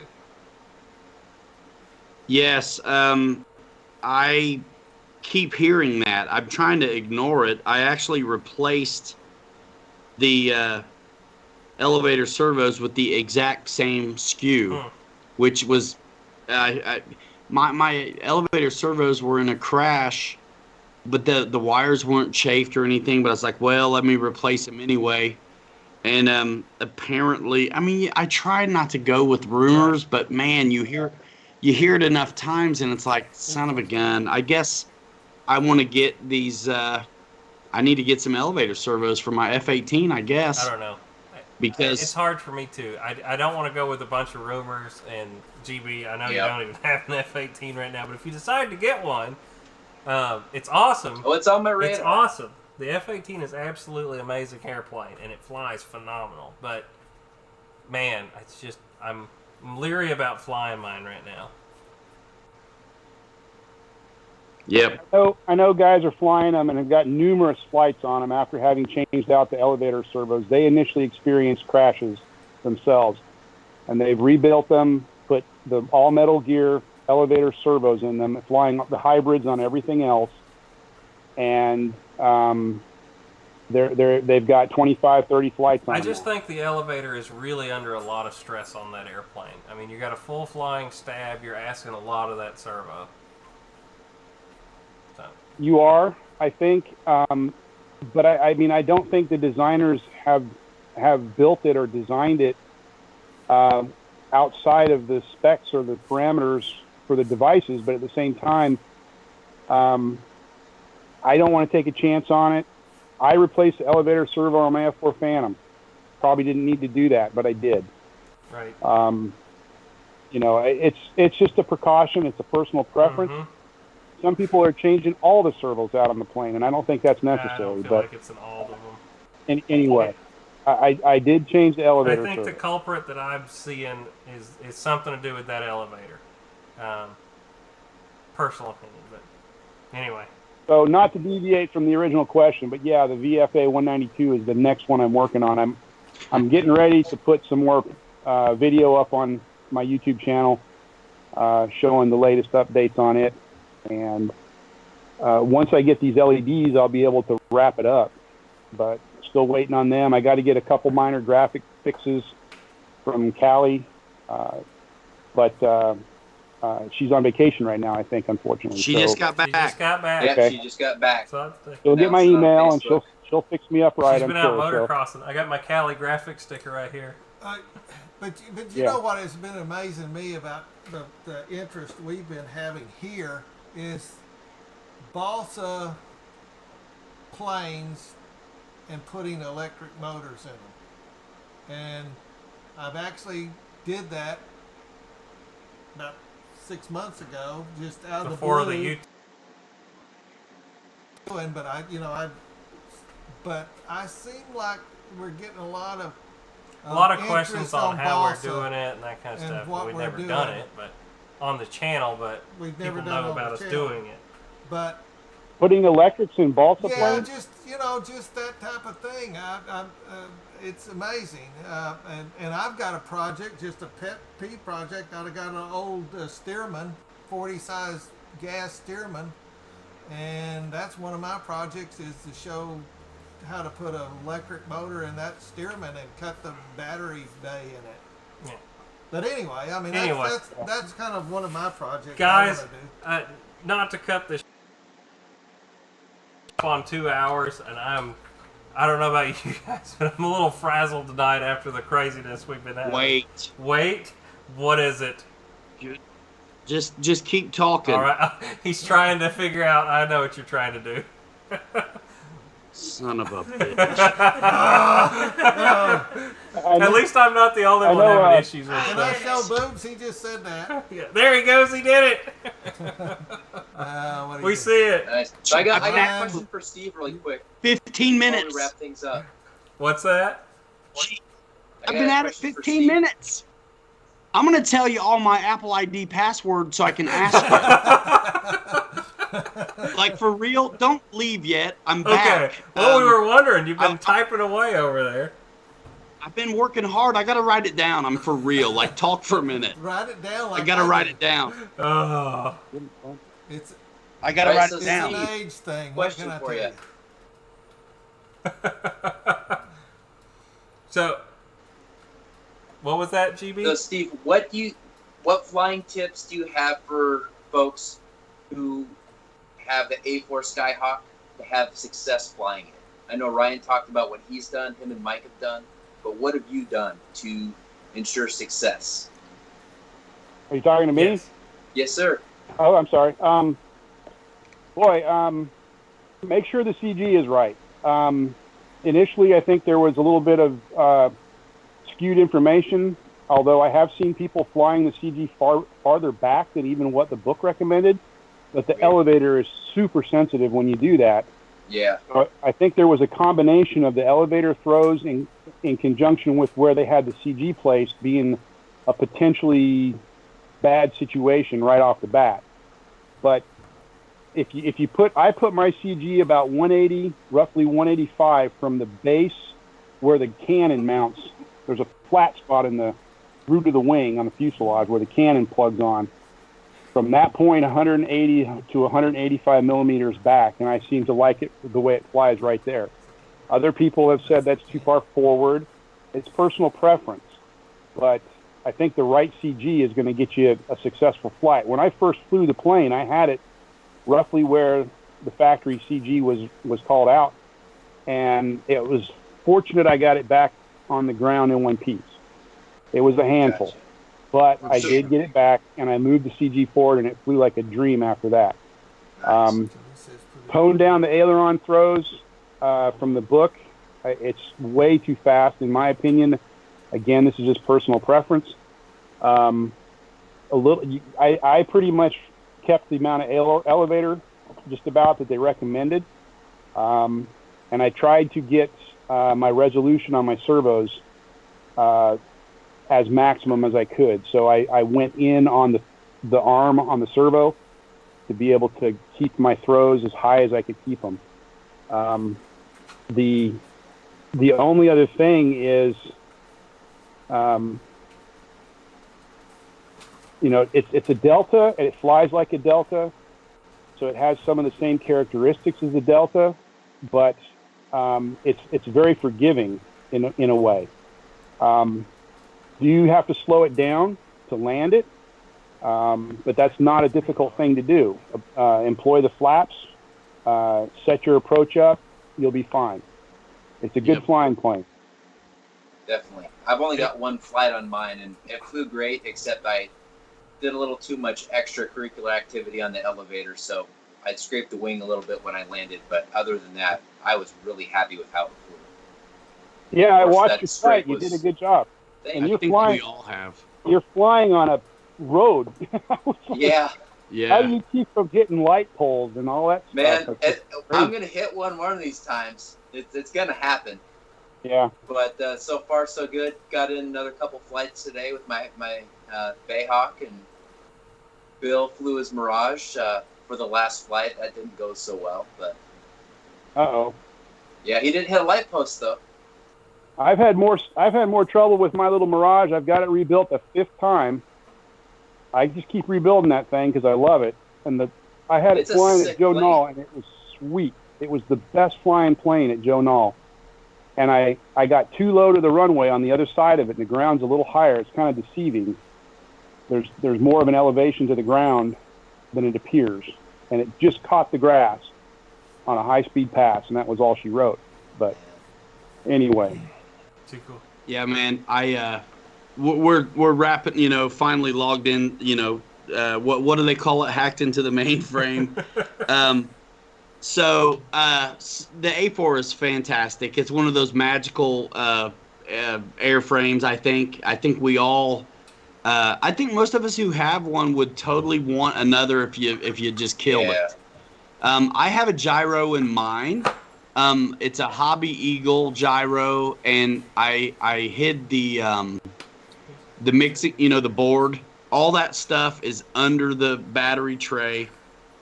I fly with, when that plane first came out, the new Admirals weren't out yet, so it was the bigger brick 5000, and we would fly it right up against to where the board was. And actually, once I moved all my board stuff underneath, I was actually about halfway into the board where it would have been with the big heavy, and it was awesome.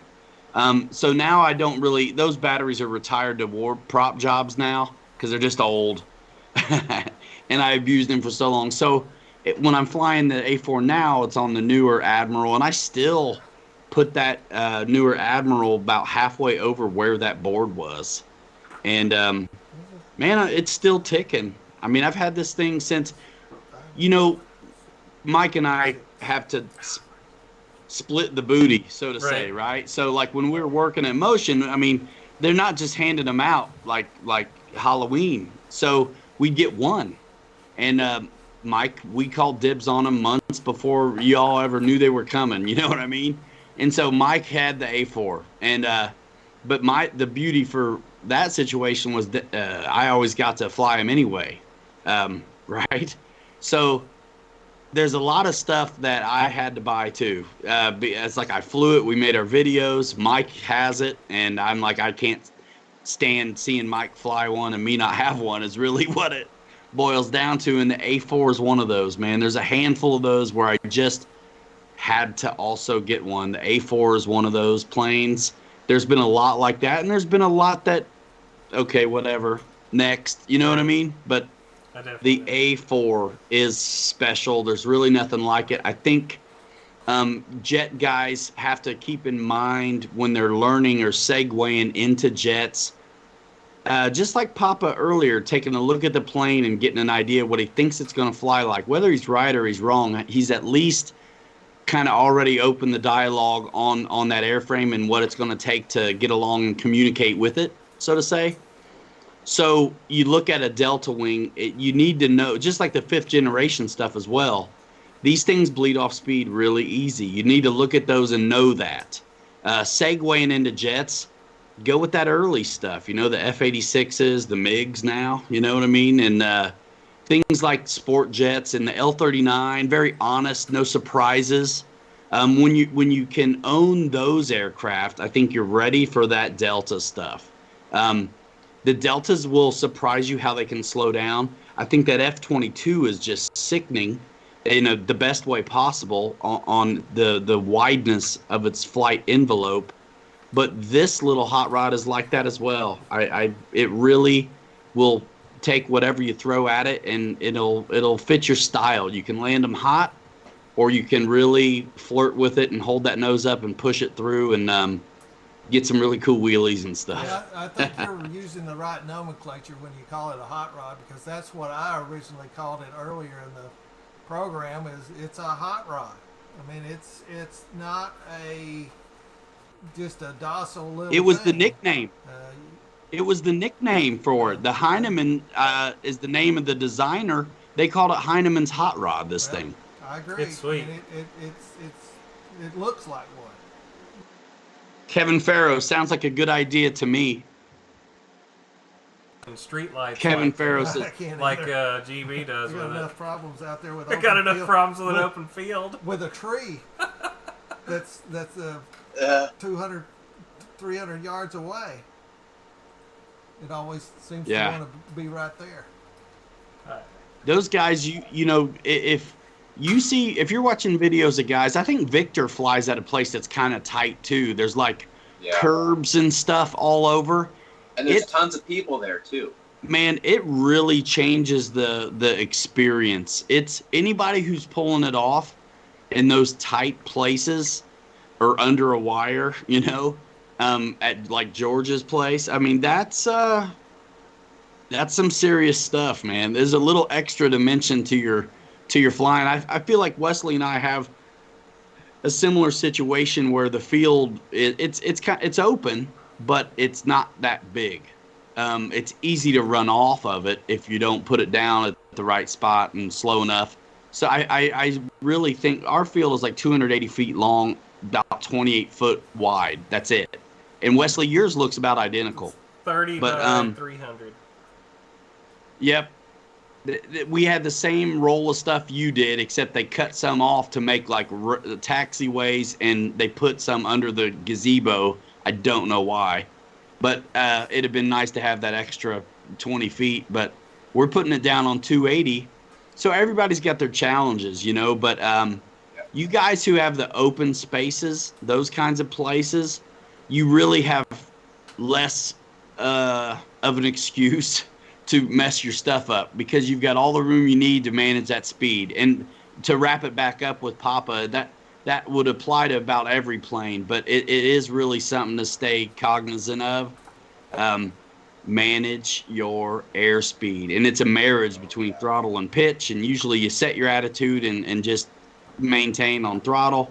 There's 1,000 ways to skin a cat. You just got to work it out and make it repeatable for yourself. From each one of you, what is a similar airplane that flies like this one? Any? Steve. Steve? I'd say Mirage, maybe? Just by guessing. Each one of you flown. I mean, anything similar to it? Somebody said it earlier, and it might be the closest you can get. Somebody said MiG-21 earlier, and it's fairly. You're almost surprised to hear the comparison until you look at the wing, but the gear stance is really different. And there's just such a monster rudder on this thing. But in the MiG also, think about the wing is in the middle of the thing instead of the bottom, but they are both big deltas. But one is the short coupled side of the spectrum and the other is a school bus. But I don't know. I think that might be my answer is the MiG-21. The first thing that came to my head was the MiG-21, but I think it does high alpha better than the A4 just a little bit. Yeah. Just my experience. I can see that. You know what's funny about that high alpha stuff is I think there's a weird. I noticed that I could high alpha better on my MiG-21 when I had heavier packs in the front, which sounds a little Odd. counterintuitive. It sounds counterintuitive, Right. you know, like when I put a lighter battery in the MiG-21, I feel like I'm hunting around in the pitch. Mm-hmm. But like when I got a heavy one up there and I got to hold it up, it seemed more solid. So that's why we have to have every plane that comes out. Right, they're all different. Because they're all Exactly. different. They They're do all play different. For me, I'm sitting here thinking, okay, how do I answer that question? The best way for me to explain it would be kind of like the new F-35, only much lighter and with flaps. Because the landing gear is kind of narrow, similar to that. And, yeah, kind of angled up, a little bit taller. Right. Yeah. That's probably the best one I can compare to that I've flown so far. I think I've got 5 or 6. Well, you know, I look at that MiG-21, it just scares me. I want one so bad. I mean, I've seen...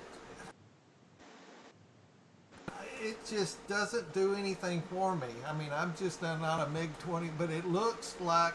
Man, it flies like... I've watched Steve fly his, and it looks like it flew but great. it's just not me. I'm not a... I don't know.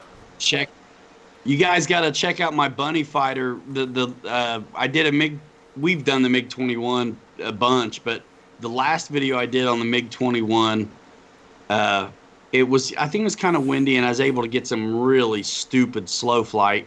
And that paint scheme I did on it is just ridiculous enough. I got to ask you to go look at it. That it's the MiG-21 on the Pilot Ryan channel. Check it out. You can see what it's capable of. And Steve, I don't know if you'd put gyros in all your jets, but I put them in the ones that I know I want to high alpha around. So the MiG-21, the A4, the F-22, I put gyros in. I don't have them in anything else yet, but it's only because like the sporty stuff without the delta wing, I still am going to have the nose up on my landing, but I'm not going to cruise around high alpha and rudder turnaround slow in front of me like I do on these deltas. I did put a gyro in the F-18 though, because I feel like it's got the potential to do a little bit of both, right? The F-18's not going to slow down the same way the F-22 does, but nothing slows down the way the F-22 does. So yeah, John loves his. It's just so big and awesome. But so yeah, man. I don't know what you do, Steve, but I love this thing for slowing down. I'm a gyro guy, only because I just think it smooths things out in bumpy conditions. I don't have to have them, and in fact, George is kind of rubbing off on me because he's an anti-gyro guy, and like my Blue Angel F-18, I don't have a gyro in it, but that's mainly because I've got full span flaps and ailerons, and I just don't have any extra capacity. Oh, yeah. So, anyway, the gray F-18, I'm going to do stock setup, and I'll have a gyro in it. Trying to think if there's anything else. I mean, most of my other planes, they do. But I don't need it.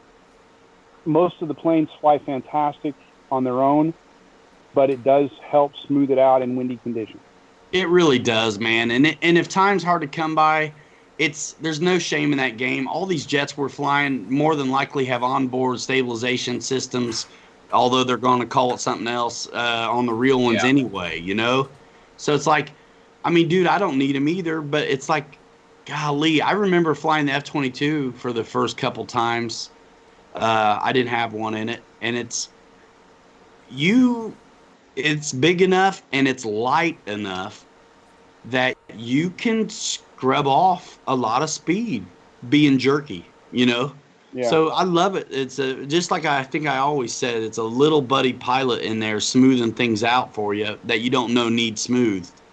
And that, man, these things are a treat when they're smooth. And when everybody else is sitting down because they don't want to fly, it's too windy, and you're taking out these jets and working it out, it's pretty awesome. It's worth that whatever they cost to have it in there, man. Yeah. I know there's a lot of guys I that like are it. anti-gyro anymore, but I like them. You know, even though I can fly really well, it makes it more enjoyable to me on a crosswind day, whatever. I usually have them where I can turn them off, but I'm coming in crosswind. It's really Bumpy. hot and bumpy out. Man, it's so nice how they smooth out the way the airplane flies. For sure. me- If you're one of those guys that has the audacity to fly in a crosswind, like I know I kind of enjoy it. Heck, I couldn't fly if I didn't fly in crosswind at our field. Dude, ask Mike, like for real, like I screw up more stuff when it's calm. I'm not used to it. They come in fast. But but man, you got a workload. If you're flying in cross control, you're working throttle and pitch already. It's nice to have the gyro keeping your wings level, helping you a little bit. So all you got to do is work like maybe the rudder and the pitch and throttle instead of all four, you know? It's nice. Well, another thing is when you get in those gust winds, those winds that are not constant, but they're gusty, and you're going to get that wingtip up or that wingtip down, or that's where the gyro seems to come in for me. Is the crosswind is right, but the gusting is when you don't have a constant wind, but there it comes. That's when it really makes a difference, I think. And you know what? You're absolutely right. And Captain Mike's trick, he'll fly in some nasty stuff. And even with the gyro on board, if you are dealing with gusts, all of a sudden you're going to lose your lift. So you have to really go. Coming in hot's always the best recipe on those kind of days, which it's something I'm not used to. I'm the guy who will get in trouble being too slow. But Michael flying some stuff that's nasty, and man, he'll come in hot to replace that. I mean, the best gyro in the world doesn't matter if there's no airflow, So, cool stuff, guys. It's just all we could talk about this forever, right? I mean, there's we do 3 streams a weekend, Right. Most of us hanging out. Talking about these things. I mean, it's the best hobby ever. Yeah, and I mean, I think I'm still showing 60 guys in here. We got some troopers, man. Yeah. They were in your show for And- 4 hours last night, and my show for 2.5 tonight. Hey, I'm okay. Days I'm for an retired. I don't have to go. I don't have to get up and go to work like you guys do. Lori says we've got another question. keep too. it We to got another yourself. question. What's up, Lori? Someone says Admiral RX 600 SP 6-channel DSMX capable receiver with stability plus gyro. What's the difference between these two? I think what's the difference between the 2 Admiral gyros? Yeah. I guess Yeah. so. Yeah. You know that. I don't know. Well, no, you said that the one we used don't. I don't know the numbers off the top of my head, guys. I think they're talking about the regular Admiral versus the Admiral Adder gyro, where you have to use your own radio. I'm not 100% sure, though. I can't remember the numbers off the top of my You head. remember I can't that, answer those questions Ryan? like that, Lori. Ryan, you remember that? Not the off the difference top of my between head. the 2 Admiral gyros? There's a bunch of different gyros. Oh, and yeah. he's going off the I mean, numbers. I don't Those know, kind man. of questions, I think guys, it's send them to me in a the same private thing. message, and I will answer it to you when I can actually look at the part numbers and stuff. It's Gotcha. too hard live like Is this. he asking? Is he asking the difference between that and say like a Hobby Eagle A3L, or? Yeah, I don't know what he's asking because it says Admiral RX 600 SP6 channel DSMX compatible receiver with stability plus gyro. What's the difference between the 2? I don't know what the other one is we're talking about. Right. I mean, if he's talking about the Hobby Eagle, then obviously this has got the Admiral receiver has it built in. That's right. You can adjust the gain on each of the channels, aileron, elevator, rudder, whereas the Hobby Eagle is a separate standalone unit, Yep. independent of the receiver, and you have a gain pot that controls whatever you plug into it, be it aileron, elevator, rudder, or just aileron, elevator, or whatever. And some of them are all like the A3L. It's you got one gain for normal mode and one gain for like whatever that 3D mode, which is useless, Yeah. is. Set to 0 and forget. But I love the Hobby Eagles, even though Yeah. you lose it. I'm so confident with the Hobby Eagles now that I actually am using them. I used to always only use them on 8-channel receivers where I could turn them off, but I know how to set them now so easy. It's always about 10:30 or 11 o'clock on the game. Like I'll run them just on always at this point. I did that on my Mirage, and I got into trouble because I had my gain set too high initially. Oh no! At full throttle, it would wag. The Mirage Yeah. does not need much gain. No, it doesn't. And also, I think it's a symptom of, I think in the Mirage, when I had a gyro in it, it was way up front in the nose, which is definitely not where the CG is, you know? Yeah. So it does something funny to him. So you have to really, and that plane doesn't take much throw to affect things either. So it's really easy to oscillate that Mirage. Yeah. I've never flown one, so I couldn't answer it. I I've want to never get flown one either, again. but I saw Bill or John fly Bills, and I saw Bill fly Bill. David Martin Graff, which combination is closest to mimicking Safe Select? Probably Spectrum Safe Select receivers. Right. No, I mean, the Admiral one definitely was built to compete with that. So it's depending on which combo you go for, you can use Safe Select, but it's not called that. It's going to be Panic Recovery or something like that. And the one thing I have to say is the Admiral one is a whole lot easier to program than adding a safe gyro into something that wasn't designed to have one.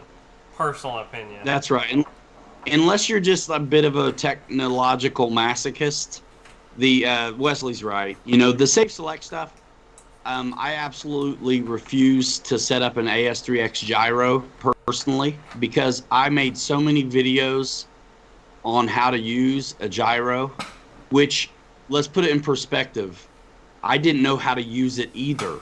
So I probably made the video 3 times before it was worth showing you guys. And Wesley, you know how hard it is to make a gyro video, a good one on setup? So AS3X, gyros, Safe, Select, Bind and Fly Basic, all that stuff is awesome, and I'll fly it all day long when it comes in the plane already ready to go. Me too. Yep, but if I have to add it, no way. I'm not setting it up, and I'm not making a video on how to do it either. Too much of a pain in the butt. That's me too. And you gotta have the I'm the same way. you gotta have the cord and or you gotta be able to hook it up to your laptop. And Yeah. Here's the best trick in the world, though, and I know guys are doing this too, and they're just lucking out. But Mike was saying it last night, like he's got the Blondie receiver from a P-51 somehow that he put in the Freewing F-15 and didn't have to do anything. Yeah, but you gotta be careful with that because the gyro could be correct in the wrong direction when you put a gyro out of one plane into another. Exactly.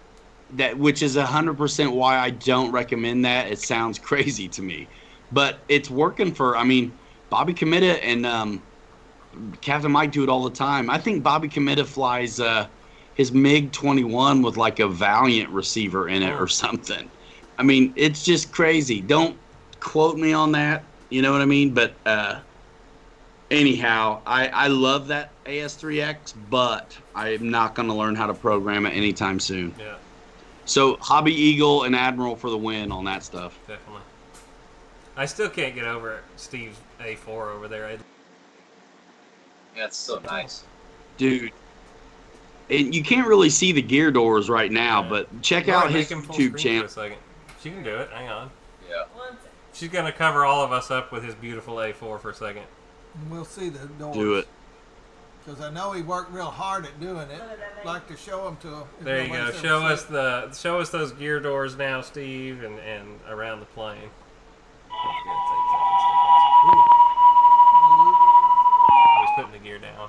Wow. Wow. See that? Thick as a baby's That's bottom. so We cool. haven't gotten full screen yet. No, we are. We're So 10 it's seconds behind. there we go. Delay. Yeah.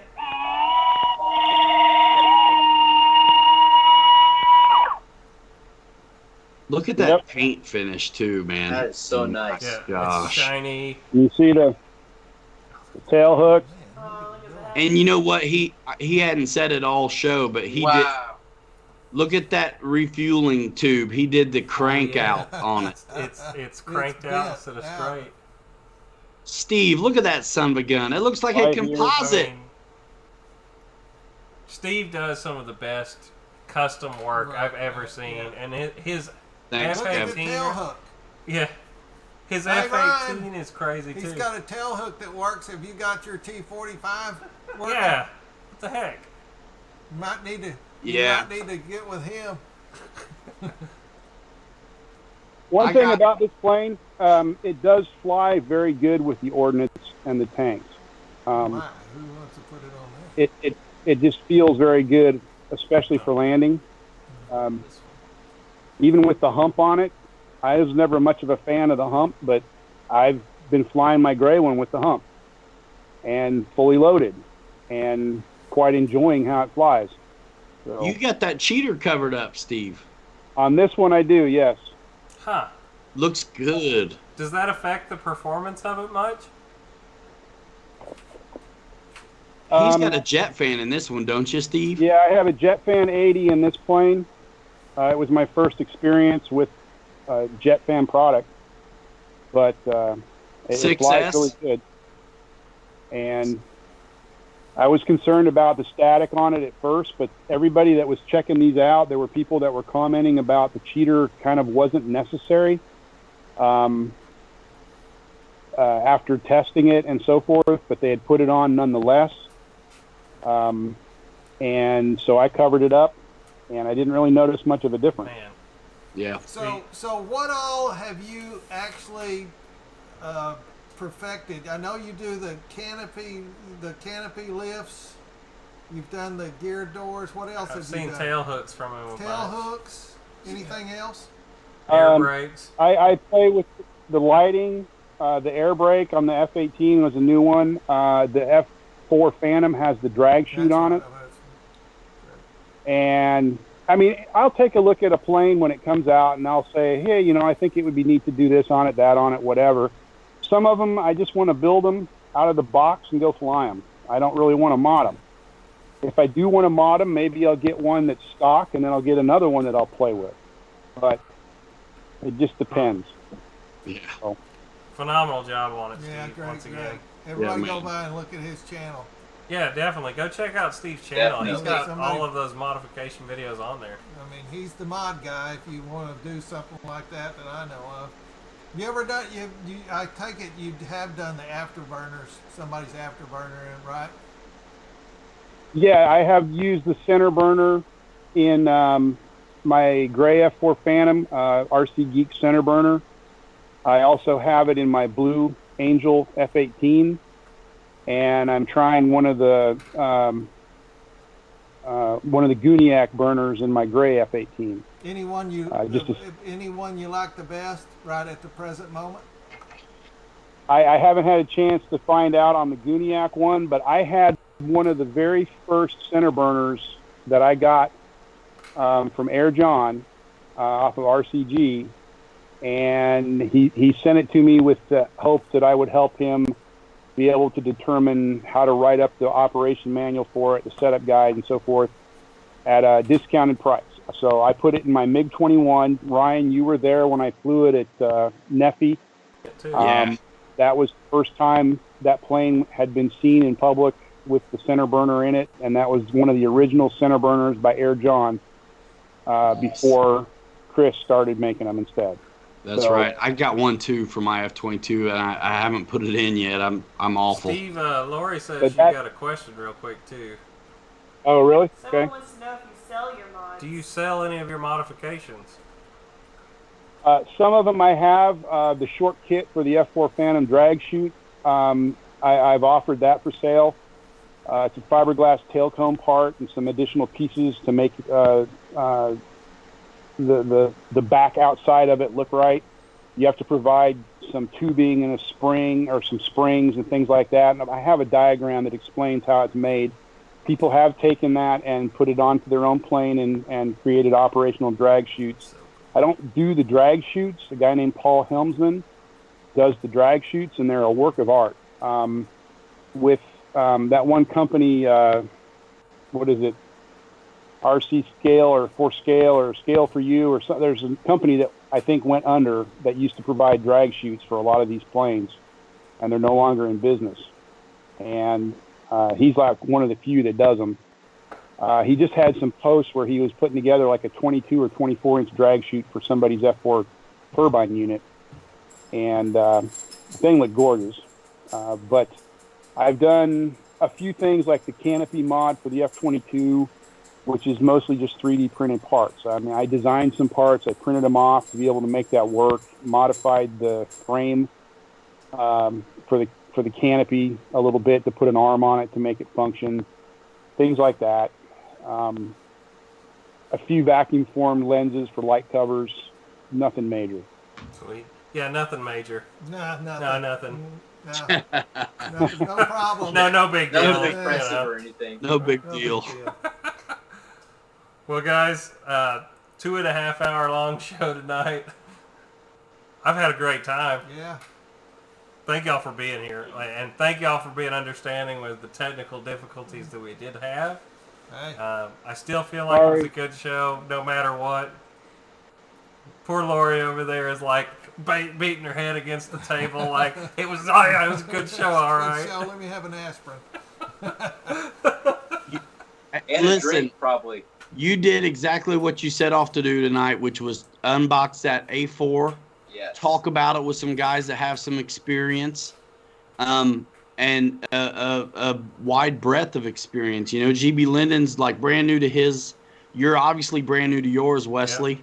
And Steve and I have batted one around a little while. So, I mean, I think this is exactly you nailed it. You did exactly what you wanted to do.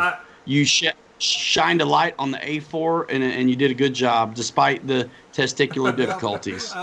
And we try hard every week, guys. As a guy that's kind of not a jet pilot, but I've kind of found out that the A4 is not one of the planes you would want to be your first airplane, and it's not a easy plane to fly, but it can be mastered if you have mastered your skills. Right. And that's where you want to be. That's where you want to put this. And I think we do for him, I like him to fly these jets now, and he's about to he's been gone for the main part of where I've been flying all the new stuff. Yeah. I actually want to get him to fly it, but what we normally do, and guys, if you do fly with a local club, don't ever feel bad about this. I tell this to the guys. I'm the guy at the field that maidens everybody's airplanes, but your first flight, if you know there's somebody at the field that flies phenomenal, ask them, hey, take it off, get it up in the air, and let me feel it out first with that, so I don't dink it right on the maiden. Never feel bad about that. So I'll probably take it off and say, here, Dad, it's all trimmed out, fly it. And he'll be able to fly it all over the sky then. My opinion on that. That's a beautiful position to be in for Papa, actually, too. You know, I used to be the other guy in the day. Here, I'll trim it out and you fly it. Yeah, so he used to be the one building everything and fixing it and saying, here you go, Wesley, go crash it. I just, I'm not I go back to that. You got to know your limitations, guys. And I'm at an age that I found out that I can get behind the airplane, and you can't get back in front of it, especially one of these jets. And I just hate to tear one up, but it's going to happen. But that's what people asked me a long time ago that want to get in this sport. They'd ask me, do you think I can do this? And I'd look at my airplane. Oh, man, look how pretty this is. And I said, well, can you jump right in the middle of it? And they go, oh, no. And I'd always say, well, you can't be in this hobby. Just thought I'd throw it out there. Alpha's in the chat right now, too. Yeah. Hey, Alpha. Hey, Alpha. Welcome to the show. We're coming right up on the end now, but thank you for being here. Hey, baby. I'm ready to get a hold of this storage. Yeah. We're gonna He's been drooling all day. We're gonna attack it next weekend for sure. But man, once again, guys, thank y'all so much for taking the time out of your day to come on our little tiny show here. Yep. It's getting bigger every week, but I'm so glad y'all were here and we made it through it all. Steve, amazing job on all the modifications you've done as always. GB, get out there and fly that thing some more. We want to see you flying it. You need Oh, to I will, master man. that thing. I've got my plan to get it, so I can go out there in my sleep fly. Ryan, we don't care anything about you. No, you're just a fill in. When we can't find anybody else, we call you. And guys, I will drop links to all Okay. these guys' channels in the Yeah. description after the show. Go check out Pilot Ryan. Go check out GBLynden. Go check out RC Jetdude. They're all great guys, and you should be following all these people if you like our content, if you like Ryan's content. Anybody that's into airplanes, y'all should be following all of these guys. The Merry Boozers, of course. Don't GB fly in the snow? He probably does in the wintertime. We have, yeah. I mean, I'm do. thinking you're in Washington. It's either raining or snowing. It's the The sun's sun never out. is out, is it? I don't think so.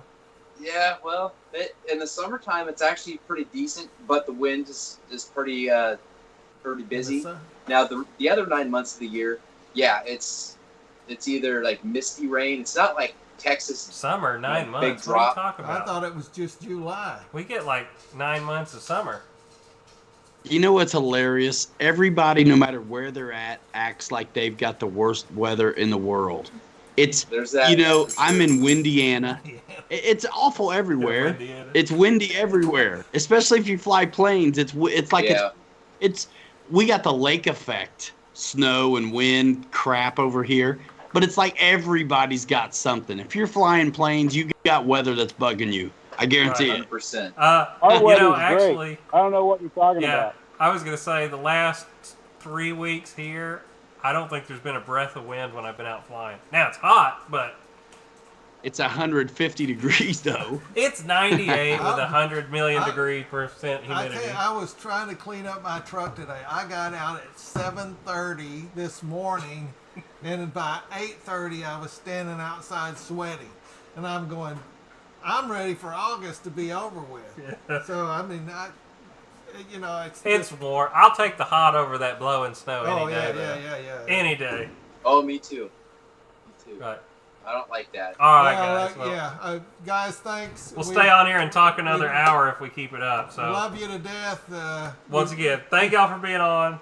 RC Jetdude, GBLynden, and Pilot Ryan. What's his name? that what's his name? Something about sticking underpants. Wasn't it? Isn't it like that? Sticking Yeah, underpants. Yeah. Are you kidding me right now? Hey, I was gonna ask you, have you Stick 'em monkey pants. Stick 'em monkey pants. I'm giving you a hard time though. Stinky underpants, Something something like that. Sticky underpants, dapping. Like, So, Westy, Yeah, jolly good, right? jolly good. I'll be there, man. yeah. And the All storch right. will be there with Looking me forward to it. if everything goes okay. Looking forward. Papa's not gonna be there. He's got to go to the beach with Mama Booze. Gosh, what a loser. Oh, But me and Kevin Farros are both coming, and we're bringing the storch with us to Jolly Good. So we'll be there the whole weekend. It's going to be a lot of fun. I'm ready. There was I haven't seen it, but there was a motion update on the YouTube Yeah, I channel watched it the other day. talking about. I think it was today or was it the other day? I just think got it the was 2 or 3 notification days ago, today. unless they did another one today. Jolly Good's a month away. Check Yeah. it out. Stay tuned. If you're close, Yeah, check I think it that out. was Monday of this week. Yeah, it's a couple days ago. So I'm excited. That's the thing, man. I know me and Steve will be hanging out. Every time I've been to an event with Steve, we've always had a really good time. So I'm definitely looking forward to it. Again, thanks for all you I guys wish that's those were on the closer to channel me. too. We appreciate everybody coming in. What was that, GB? What? I wish those events were closer to me. I'd love to be able to drive there. Right? Well, just, come on out to Florida and instead of Washington, and then you can be close to all of these events. There I go. Just There you move. go. That's all there is to it. I keep telling Ryan the same thing. We'll take over the world if he'll ever move down here. I grew Yeah, up man. in the Pacific Northwest, so here I am here. Yeah. Well, guys, thank y'all again. Nice. I'm cutting it off for real. All right. Thank y'all so Yeah, much for thank being you. here. See you, everybody. Guys, Thank you. let's get out of here. It's been fun. Yeah. I've loved being here, like I said, but it's hard to cut this off. You never know when to because you can talk all night. Yeah. You about cut it off a minute ago, and I'm glad I stopped you. Right? I know. But, all right, guys, for real. Here we go. 5, 4, 3, 2, 1. Good night, guys. Bye.